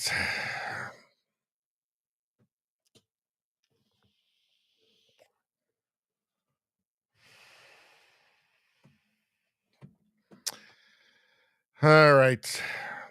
Again. Let's see what the awful people in the media are saying. The country we love for the better. We may lose sometimes, and those losses hurt, it's tough. But we are only defeated if we stop fighting. We're only defeated when we believe that those that tell us that we can never dream of a better Canada. We will never stop trying to be as good as a photograph of a cloud that looks vaguely like Greta Thunberg.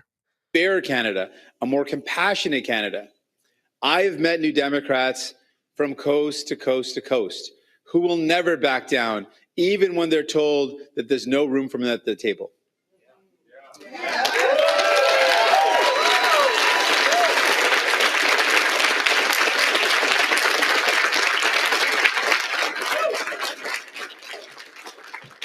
we make room for everyone because we believe that there is enough wealth in Canada for all of us to live the life that we deserve.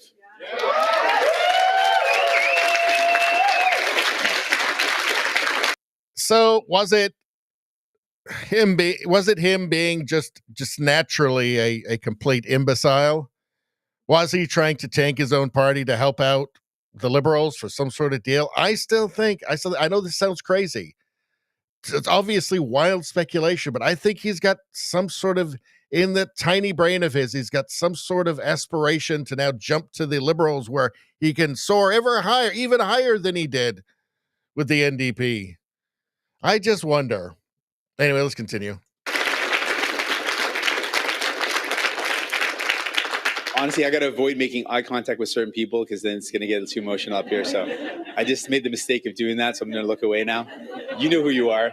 Don't look at me again. The other thing is, too, that, as I said earlier, is that why do you really need the NDP anymore? Like, if the Liberals, Justin Trudeau, burnt the old Liberal Party to the ground and built up a new NDP, essentially, a red NDP, right? He turned the Liberals into an illiberal, radical leftist party. And there's millions of Canadians who don't know that happened. They don't know anything about the government. They don't know about anything about the policies, the bills. They couldn't name a single bill that's been passed. If you told them the ways in which Canada has changed since Justin Trudeau on a fundamental level, they'd have no idea and they wouldn't believe you. But for the NDP voters, I mean, they would look at the Liberals and go, well, they're not very different from the NDP, really, in terms of all the social woke craziness. And like Mark Carney's probably got insane lunatic net zero eco plans that are bound to destroy the country, and we love that. So, I mean, it's not, why do you need the NDP at that point? I mean, Mark Carney wants to try and force Alberta to give sex changes to children, so we're all in favor of that because we're insane. So why do you need him?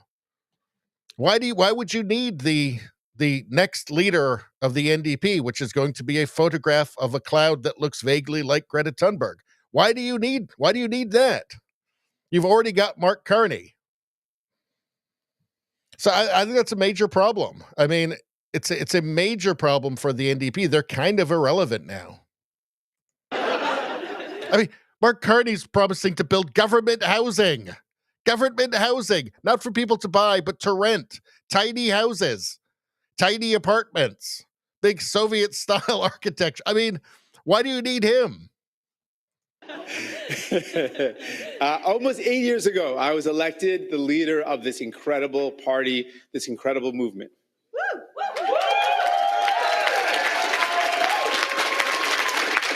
Oh, and by the way, he's a total fraud. He's got a bunch of Rolex watches. That suit has probably cost him $10,000. He's a champagne socialist. He's got apparently a Maserati somewhere that actually belongs to somebody else, but he drives it. Sure.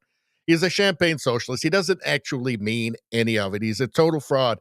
And again, even though it's wild speculation, right? I think it's clear he doesn't actually believe anything that he says, which makes it more likely in my mind that he's going to jump to the Liberals, and they will have to take him because nobody has been a greater friend to the Liberal Party over the last 10 years than Jagmeet Singh. He's been far better for them than anybody else actually in the Liberal Party. I've worked really hard to be worthy of this trust, to live up to the legacy of our movement. Hold on a sec here, guys. Thank you. One more sec.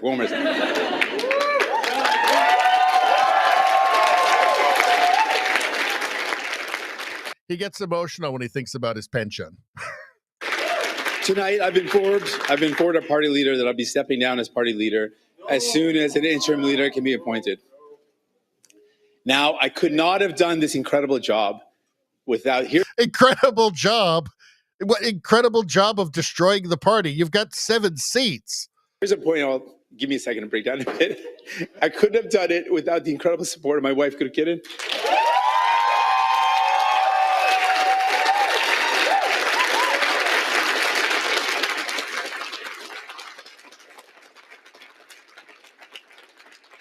She has been my rock. She's been my foundation. For the past couple of years, I've been regretting that I didn't thank her on the night of the last election. So this is my opportunity to make up for it. She has literally been my rock. I couldn't have done this without her. She's backed me up and supported me. Yeah.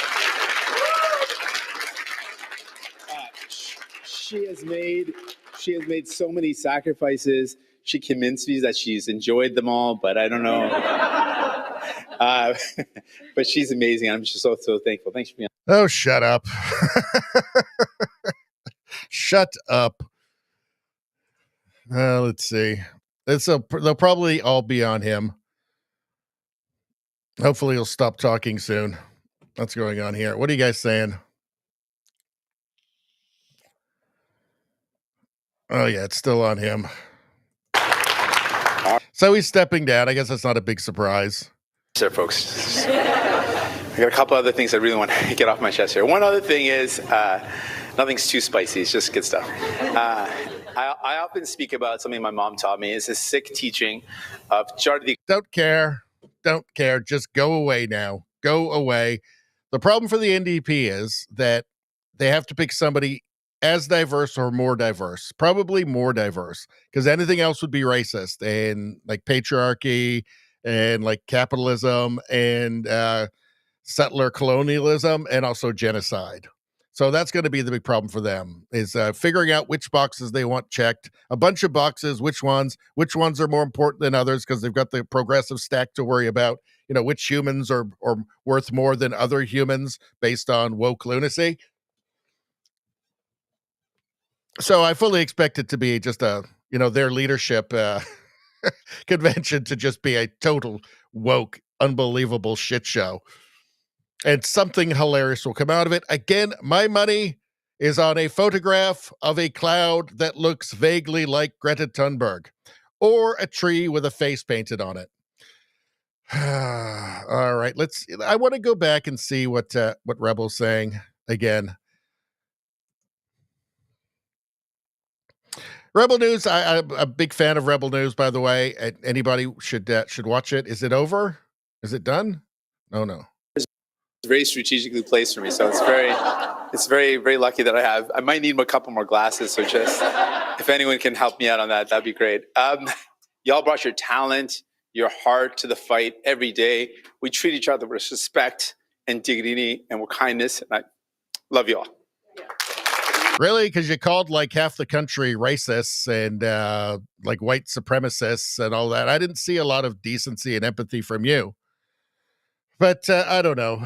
What do you call, what is the NDP now? I guess they're that... small fringe minority. That's right.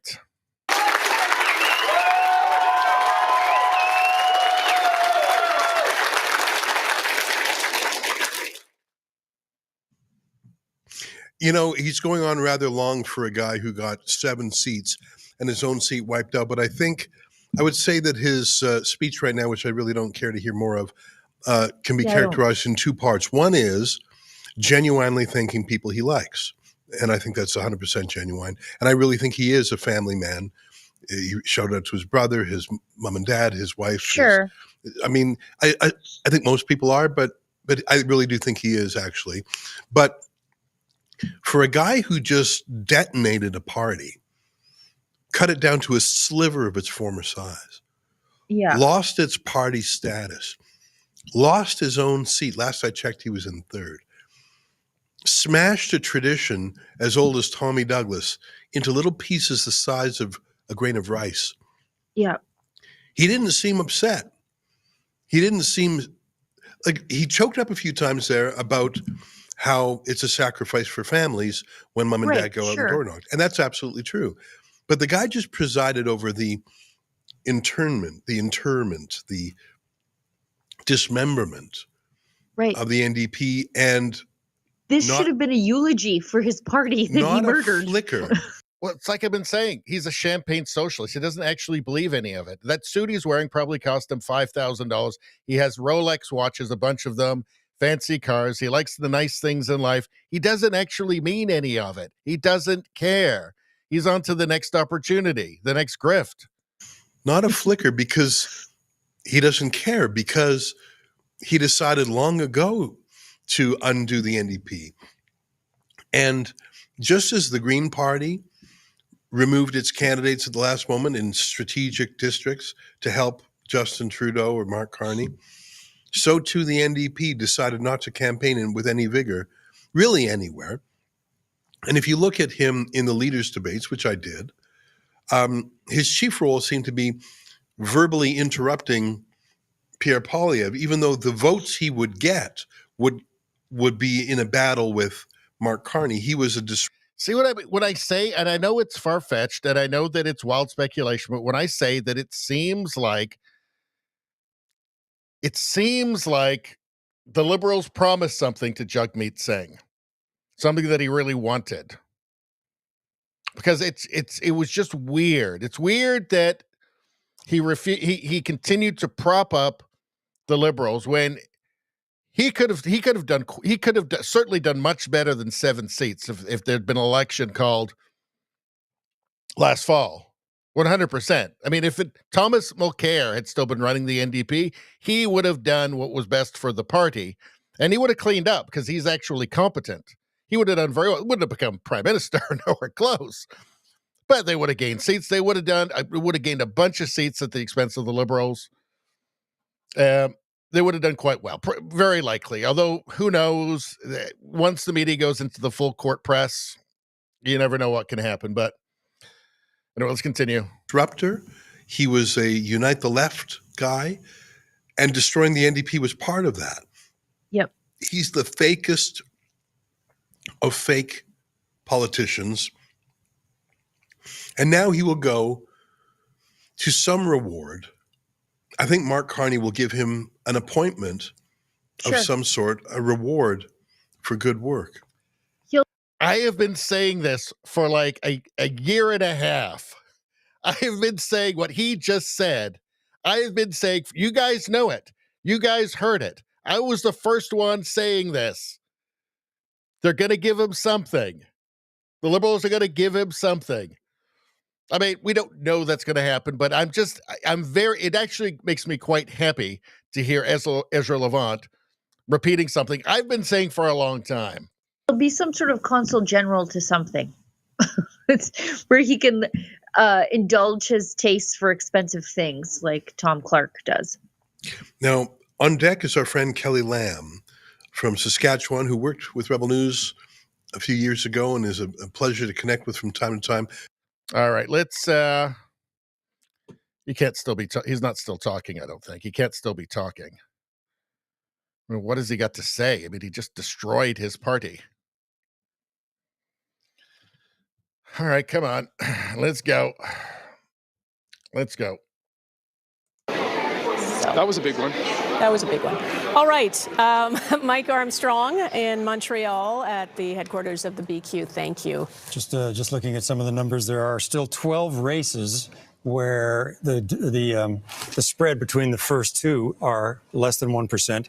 I was looking to see in terms of where the Liberals are right now. They're in second place in some of those, in 4 of those races.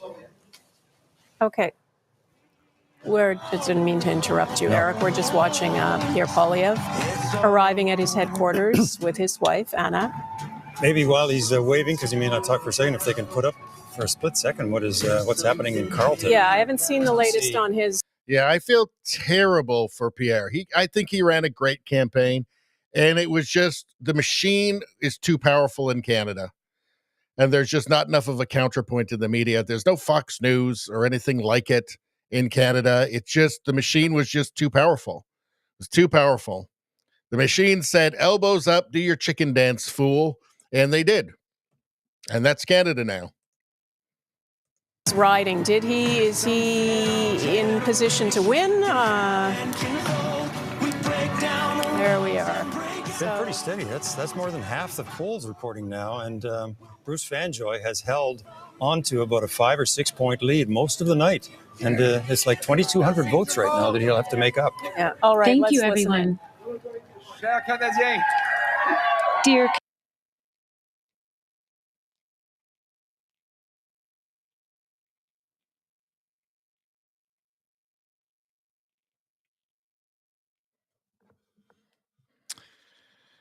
Okay, well, we're going to have problems with this one, so maybe they'll probably have it on here. Let's take a look. Continue to talk about the following reality. Let's try it again. No. All right. Restart it. Yeah, he deserved so much better than this. You know, it's really Canada deserves so much better than this, or maybe not. I guess maybe you get what you deserve. Without you, thank you so much. I love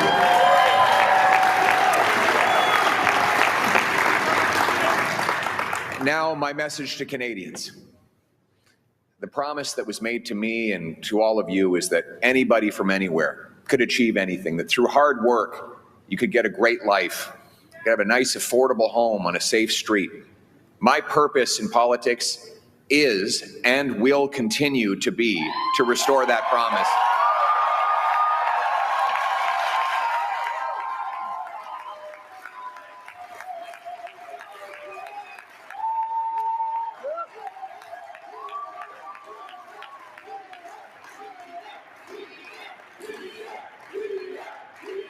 Thank you. To the candidates who ran under our banner as Conservatives, to the volunteers who knocked on the doors, made phone calls, put up lawn signs, rallied at our events, donated their hard-earned money to our cause, I thank you from the bottom of my heart. To the millions of people who voted for the Conservative Party and put their hopes and dreams in our vision, thank you. It will be an honor to continue to fight for you and to be a champion of your cause as we go forward.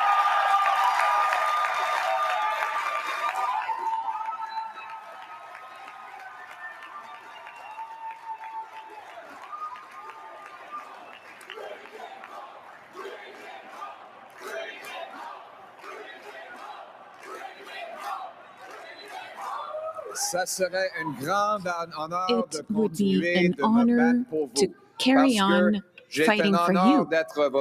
It was my honor to be your voice, and it is an honor for me to fight for conservative values, those values you voted for. And it will be an honor to continue to move Canada's promise forward, that anyone here in Canada who works hard can have a good life in a beautiful home, in a safe community. That's our tradition, and we'll bring it home. Thank you. To my fellow Conservatives, we have much to celebrate tonight. We've gained well over 20 seats. We got the highest share of vote our party has received since 1988. We denied the NDP and Liberals enough seats to form a coalition government, meaning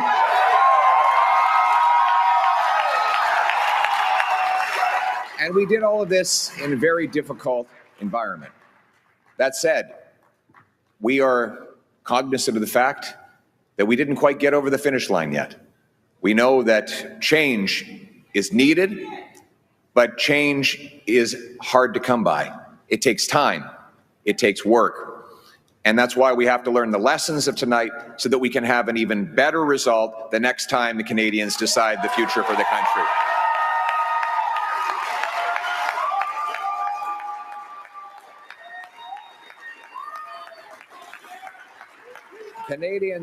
Canadians have opted for a razor-thin minority government, a virtual tie in the vote count. So I would like to congratulate Prime Minister Carney on leading this minority government. We'll have plenty of opportunity to debate and disagree. But tonight we come together as Canadians. We will do our job. Yes, we will do our job to hold the government to account. But first, we congratulate people from all political backgrounds on participating in the democratic process. And as I said, while we will do our constitutional duty of holding government to account and proposing better alternatives, we will always put Canada first as we stare down tariffs and other irresponsible threats from President Trump. Conservatives will work with the Prime Minister and all parties with the common goal of defending Canada's interests and getting a new trade deal that puts these tariffs behind us while protecting our sovereignty and the Canadian people.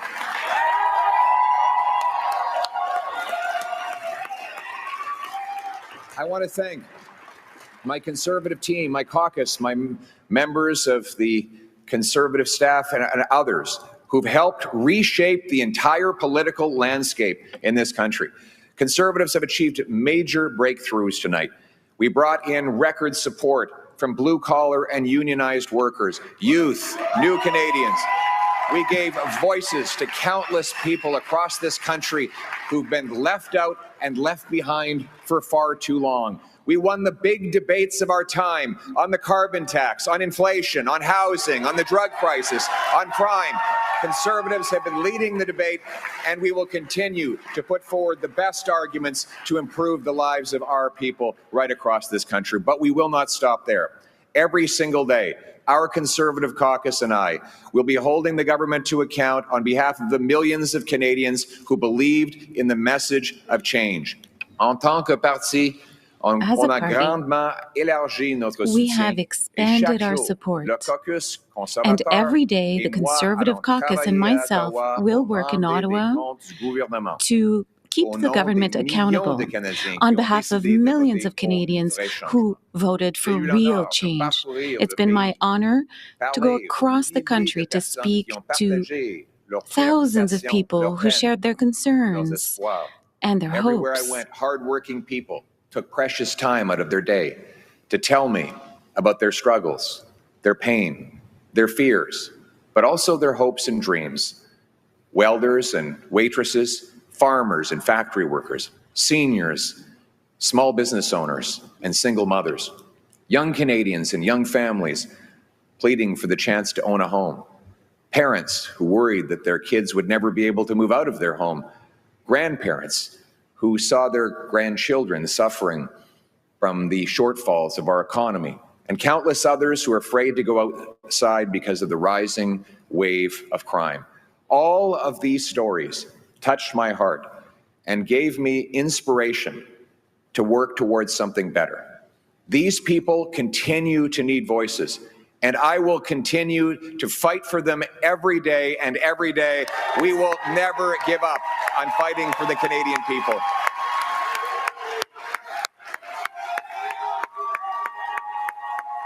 Thank you. We hear your stories. We will carry those stories with us into Parliament. We will not forget the people for whom we work and for whom we fight every day. Now, I know that some of you might be disappointed that change did not get over the finish line tonight. Change takes time.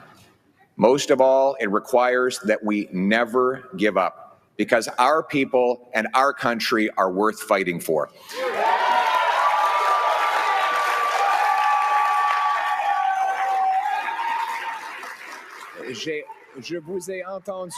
I've heard you, and I took your stories with me throughout the entire... So, right now,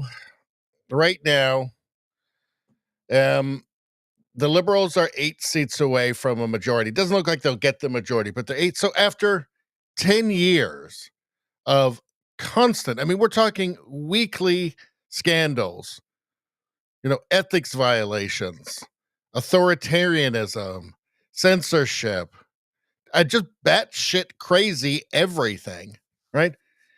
10 years of that. Inflation, right? Record numbers of Canadians at food bank. It just goes on and on and on. After 10 years of that, they're able to get really very close to a majority. And all it took was elbows up chicken dance and Trump and catalyze and resume. That's all that it took. It does not bode well for Canada, I have to say. How much worse does it have to get? How low does the bar have to be? It really is. This does not bode well for the future of Canada. Look, if it gets 50% worse under Carney, does that make any difference? I don't know. The media will say elbows up chicken dance. Trump. Or maybe Vance by that time. And then they'll all just go out and vote because conservatives are mean. We know because Rosemary Barton told us. TV said. I don't know. I just, at this point, it's hard to be optimistic about the future of the country. I mean, I've seen some of the comments in the chat. Pierre Poilievre is a conservative. Is he perfect? No, nobody is, right? But he was going to tie immigration to housing and jobs, right? Is there some chance that he didn't mean it and he wasn't really going to do that? Sure. But he was going to do the common sense things, cutting taxes, cutting regulation, actually utilizing our natural resources. These are normal conservative things. These are things that conservative parties do, that conservative governments do, that conservative leaders do. I don't blame Pierre for this. I don't. I think that, I'm getting very cynical, and I'm just thinking that the years and years of brainwashing and indoctrination they're paying off for the globalists. It's paying off for the woke. It's paying off for the progressives.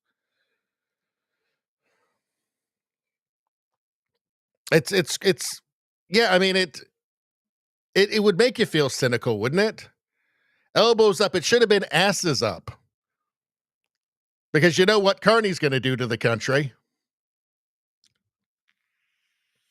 If it's that easy to turn a country around, okay, where a country says we've had enough, we actually need change, and it's that easy to win them back that you just go Trump and elbows up. You can fly in some has-been from LA for a couple of hours to make a video with Carney to go elbows up,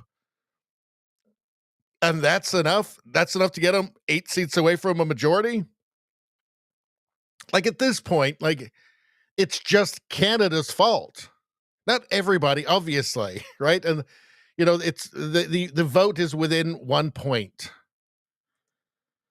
Right? So, or now it's 1.2.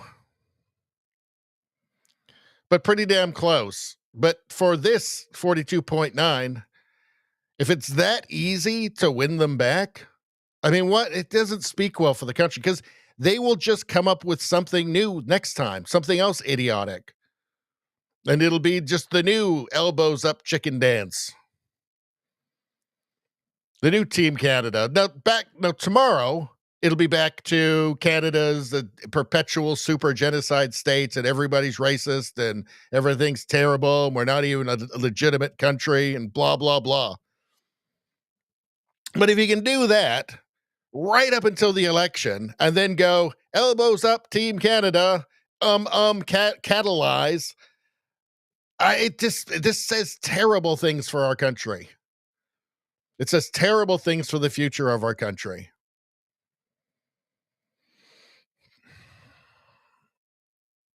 And right now, see, we've fallen out of, at least a majority between the Conservatives and Bloc. Now we're 2 seats short of that, if that holds. So, I don't know. Starting to get cynical. I'm taking it out on you guys. All right, let's get to the chat. I mean, we might as well just wind this down pretty soon.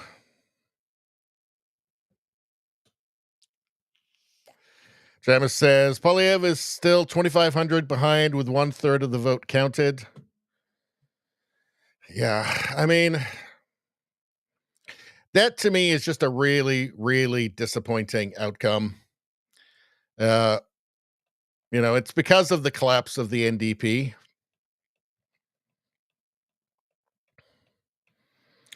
But it's just sad. It just, it looks like he's going to lose his seat, and I think he was a fine leader. And we would have been good having them. But what are some of these? Let's take a look at some of these around here. What's this one here? Bay of Quinte, 2,800 votes. Yeah, it's almost done there, so that's no good. Let's see. Let's go through a few here.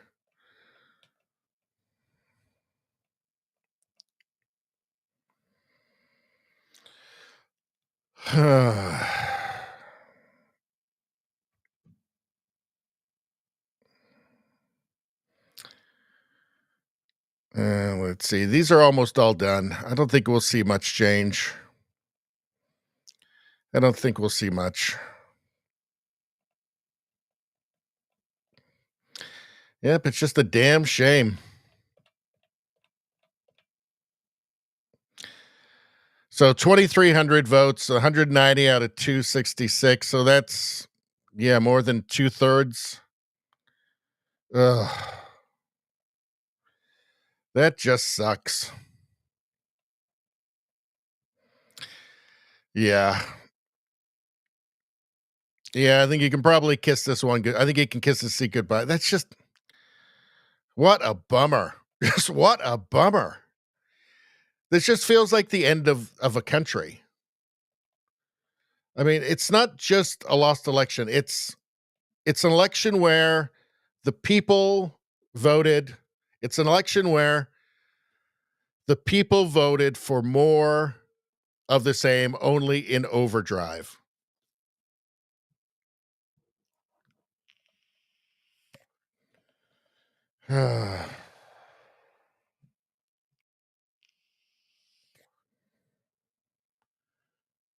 Let's see. Cap says, nobody's arguing Pierre wouldn't have been an improvement, of course, but it's much more. It's just much more would be needed to actually turn anything around. We need for more radical changes than that much sooner. I mean, you've got a point, right? But you've got to consider as well, it's an election. And it's Canada. And the NDP very well might elect as their new leader a photograph of a cloud that looks vaguely like Greta Thunberg or a tree with a face painted on it. That's Canada now. So I think that it would have been, I mean, it's going to be a work in progress. Well, it's not going to be now because obviously the Liberals are going to get a minority, but it would have been a work in process, you know. But I don't know. I mean, maybe you're right. I don't know at this point. I mean, I'm just feeling cynical at this point. Sal.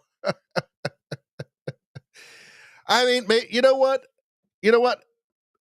You may be correct here because no matter what the conservative says, right? Like Aaron O'Toole was just Trudeau and he lost, right? Andrew Scheer, who's much better now, again, he played the kind of Trudeau light thing. He tried to be nice and please the media, and they're never going to be pleased, and they're going to basically insinuate you're the bad guys from Germany, and you're mean, and there's people in your party that are far right and terrible, and blah, blah, blah, blah, blah. It doesn't matter. I mean, you could have a clone. You could clone Mark Carney, okay, with all the same ideas, the same platform, everything. They're identical, right?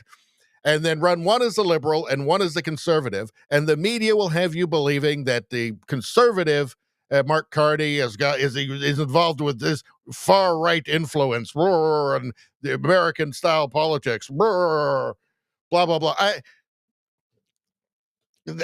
That's the problem.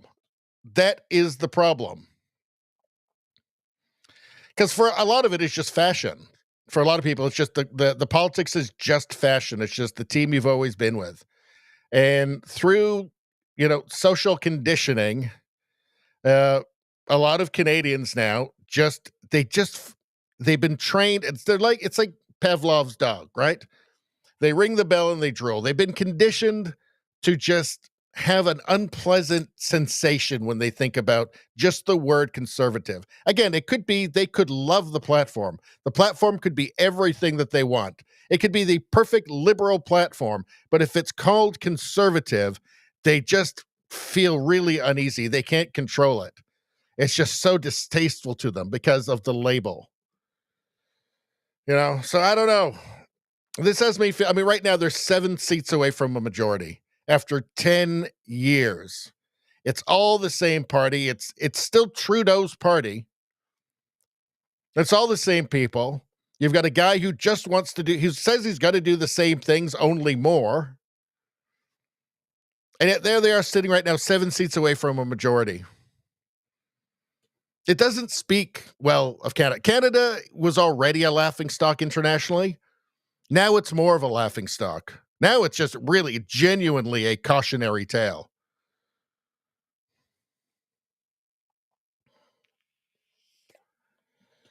Let's see. Tadeo says, Pierre's advisors are horrible. I think he ran a good campaign. He was up against a machine. And there's no... Look, if Fox News didn't exist in the States, Trump doesn't win. I'm just saying that right now. He doesn't win. There's no analog to that in Canada. JDL says, Pierre should have done Rogan. Maybe. You might be right. You might be right about that. Thing is, again, going back to what Cap said as well, actually, you might as well, because they're going to characterize you as a monster anyway. Like, they're going to insinuate in their insidious way that somehow you're involved in something dark and scary and American style. Brrr. The irony of all that American style politics, which they accuse the Conservatives of doing in Canada, is that the Liberals have just completely adopted. The New Democrats, the Greens, the Liberal Party have completely adopted Democrat tactics, right down to the lowest common denominator, idiot arguments of elbows up, chicken dance, Team Canada. That really is lowest common denominator stuff coming from the people who have been informing us for a decade that we're all horrible racists and Canada's a terrible settler, colonist, permanent, infinite genocide state.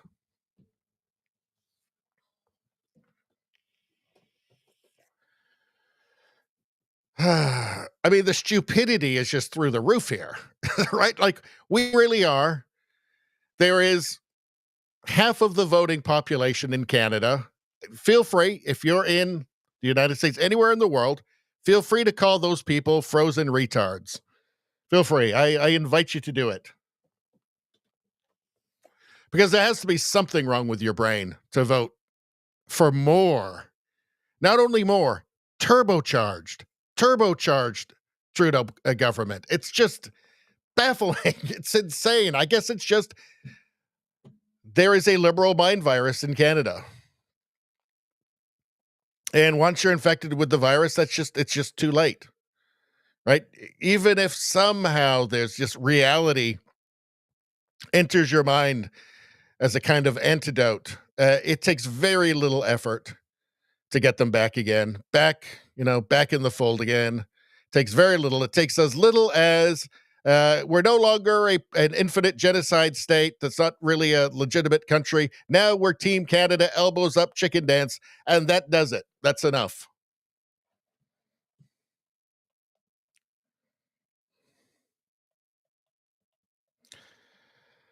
Let's see. Nevada says, well, sorry the good guy didn't win this battle, but the war isn't over. Again, at this point, I'm not sure. Look, Mark Carney is going to go hard on censorship, and I think he'll be able to get enough votes to pass. If he's at 165, the New Democrats will go along with anything, obviously, the Liberals want to do. That'll be enough to get through whatever new draconian, insane censorship law. I think Carney's going to go after that first, because he knows, right, that the only opposition to him is in independent media. So he's going to go after that fast. I think people will be surprised how fast he resurrects the insane dystopian Bill C-63, which actually includes, the whole thing is insane. What they did is it's a Trojan horse bill. So the front of it was a bill, which nobody disagreed with, which was, punishments for child abuse material online, which it's already illegal anyway, but nobody's going to disagree with it. Nobody wants that. Right behind that, or hidden inside of it, was the pre-crime part of it, where if some activist judge just decides that you might do a hate online at some point, you can get a year's house arrest. Haven't done anything, but you might. You might. Some activist judge thinks you might. So now you're fucked. Let's see, life in prison for hate speech online. I mean, whatever that is. By the way, it's not at all clearly defined in the bill for obvious reasons. It's just whatever they want it to be. You can be hauled into one of the kangaroo courts that we call human rights tribunals in Canada, which there's no like evidentiary rules, like the person who's deciding isn't even a judge. There's no presumption of innocence. It really just comes down to the woke person, if they like you or not, and they're not going to like you. And they have, I think, a 99% conviction rate or guilty rate in these. And in any case, it's a way for the government to fine you for $50,000 if some activist, some lunatic online complains about anything you've ever put on social media. And they can also, there's also the perverse incentive where they themselves, just this anonymous person, you'll never know who it is, who decided to complain about, again, anything you ever wrote, which might have been not politically incorrect 10 years ago, but now is. They have the perverse incentive of they can get up to $20,000 from you. That's going to be awarded to them from you by the Human Rights Tribunal, and of course the government, 50 grand. So you think that's not going to happen? Mark Carney's going to need money for those windmills and cricket farms.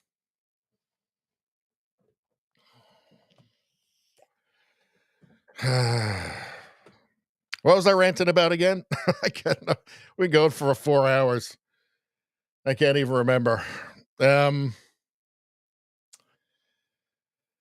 it says, you might be fucked. Yeah. But yeah, the point was Carney's going to come hard after free speech. He's going to want to shut that down right away. He doesn't like misinformation, which means he doesn't like truth. Jamis says, Sacrament Carney's wife is talking on TV. Does she look like Skeletor? Let's see. Vada says, basket of deplorables and the xenophobia, JDL says. I don't know. Rosie says, the war is not over. Maybe. Let's see, Rumba, what site are you using? This is global, this one here. Maybe we'll take a look around. Let's see, what has National Post got? I don't know, nothing. What's on here? 165, 140. So the same. I was hoping the Conservatives could keep it up to around 150 so that with the bloc, they would have a lot of power between them, but I mean, the NDP is just going to go along with whatever Mark Carney wants. The Greens, the same. So, but on the bright side, let's see. The Communist Party only got 3,815 votes. Why do you need the Communist Party when you've got the Liberals, the illiberal, radical, progressive Party of Canada? Let's see. Well, the Marxist-Leninist Party actually got 4,800. They split the vote between themselves. The Marijuana Party, they're not needed anymore. 107 votes. It's legal in Canada now. They don't have any reason to exist. Let's see.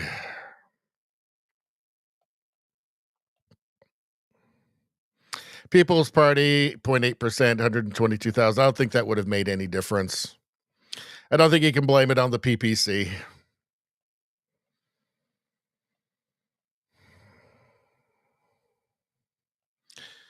So, is it wrapped up yet? I mean, let's take a look. I don't know if there's much point watching for too much longer. I mean, they're all getting really close. Yeah, it looks like Poilievre's going to lose his seat 214 to 266. I mean, these are all pretty close now. I don't think many are gonna switch. Well, here's one. 226 of 228. Nipissing, 25 votes. 25 votes. That's the difference. So there's something. 37. What about this one here? 5,000 votes. And yeah, it's all over.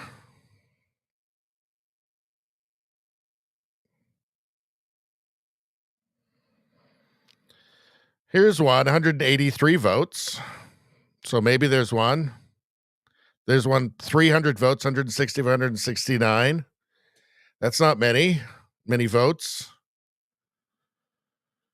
So maybe, the Conservatives can flip a few, but then maybe the Liberals flip a couple. I mean, it's just baffling to me.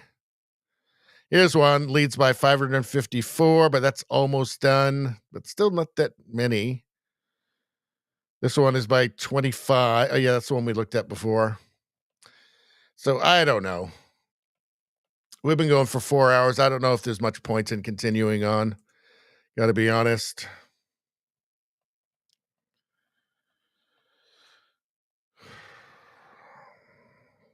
I mean, what a disappointment.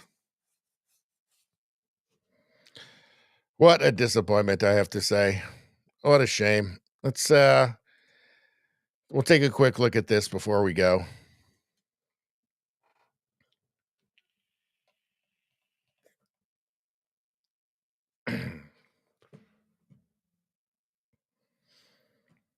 Just a bummer. I can't listen to him. I can't listen to him. Let's see. I want to see what are they talking about in here? They've probably got Carney on as well. I can't listen to Carney. It's Canada after all. And unity, it's Canada. Unity. How long before half the country is racist and blah, blah, blah? Far right and scary American, blah, blah, blah, blah, blah. How long? What, 5 minutes? By tomorrow morning, you'll probably be condemning half the country. I don't know. I really thought that we had a good chance.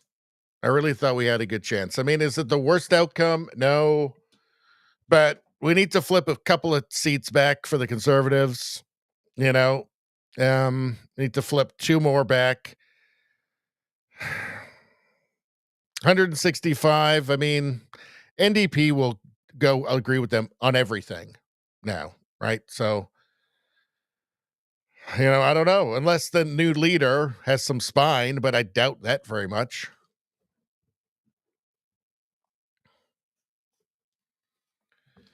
So I don't know. Maybe the new NDP leader will be a crayon drawing of a unicorn by Greta Thunberg. I think that's going to be the next leader. Let's see. The next leader, I think, it'll have to be more diverse than Jugmeat.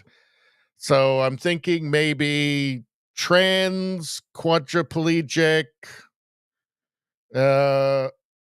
something like that, perhaps. I don't know. I mean, the Conservatives gained 28 seats, so that's good. It's just that it should have been more. It should have been 50. And it's insane that didn't happen, and that all that the Liberals needed to, all that the media needed to do was go elbows up, chicken dance. Team Canada, Trump. It's actually shocking that was enough. I mean, what a poor showing for this country. What a pathetic showing for this country. That's all it took. I mean, really just like the lowest common denominator you can imagine. They're all smug. Liberal voters are very smug, and they see themselves as sophisticated and discerning. And then they vote for a guy because elbows up, chicken dance, Team Canada.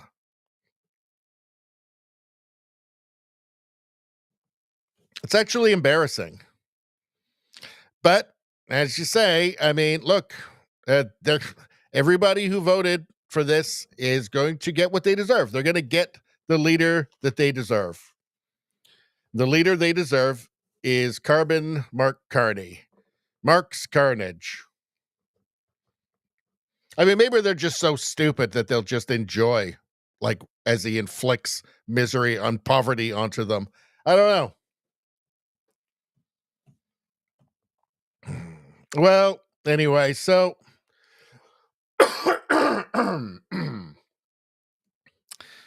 it doesn't really look like it's going to change much. The Liberals won't get a majority.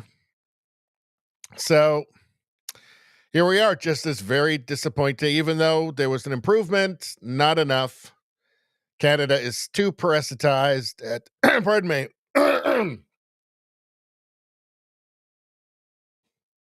Hold on, I got to take a sip.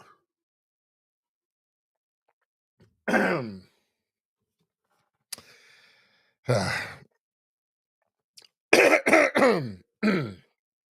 got something stuck in my throat. That happens when you talk for 4 hours. But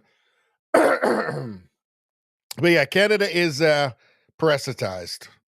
Too much. We are the land of frozen retards. And I'm losing my voice. All right. So I think we're going to have to call it at that, people. Everybody, thank you very much. I might come on tomorrow night, but I've got a ton to do before I take my trip. So on Wednesday morning, I leave. So if I can, I'll get on tomorrow night, but probably not. I'm probably just going to take a week off now because it's been a long trip between the American election and this one. I think I'm going to take a break, and it seems like I'm starting to lose my voice from talking too much. So, so yeah, that's it. Maybe I might talk to you guys. I don't know. I might put out some clip videos. I don't really have anything to clip though, is the problem. So I don't know. While I'm away, I'm taking my studio with me, my mobile studio. So you might see me. You might see me do something. I don't know. We'll just have to see. If anything big happens, maybe I'll just do like a non-clip, but just like a from scratch video while I'm away. I'm kind of addicted to making videos, so even though I say I'm not going to, often it's I just end up doing it anyway. But let's see. Rumbum says after this outcome, you'll probably be arrested next time you stream. Probably. I wouldn't doubt it. I think that's coming to Canada with Cardi. Cardi is a globalist. He is a globalist. He's an authoritarian leftist. And Canadians are going to find that out. And he's going to come for all those people who were so smug and Team Canada. And, Mike Myers flew in from L.A. for a couple of hours to make a video. So I guess I better vote for Elbows Up Chicken Dance Team Canada. When Carney comes for their home equity, which he's going to do, he's going to do it. Clearly, the Liberal government has had that intention for years now. They will get what they deserve at that point. And they'll still probably fucking vote for the Liberals the next time they get a chance anyway, because that's just Canada now. But anyway, everybody, thanks for hanging around for this morbid, miserable stream. I appreciate it very much. You guys are awesome. You guys are great. And I will talk to you guys at some point soon. I'll drop a line on X. So, but good night, everybody. We'll see you next time.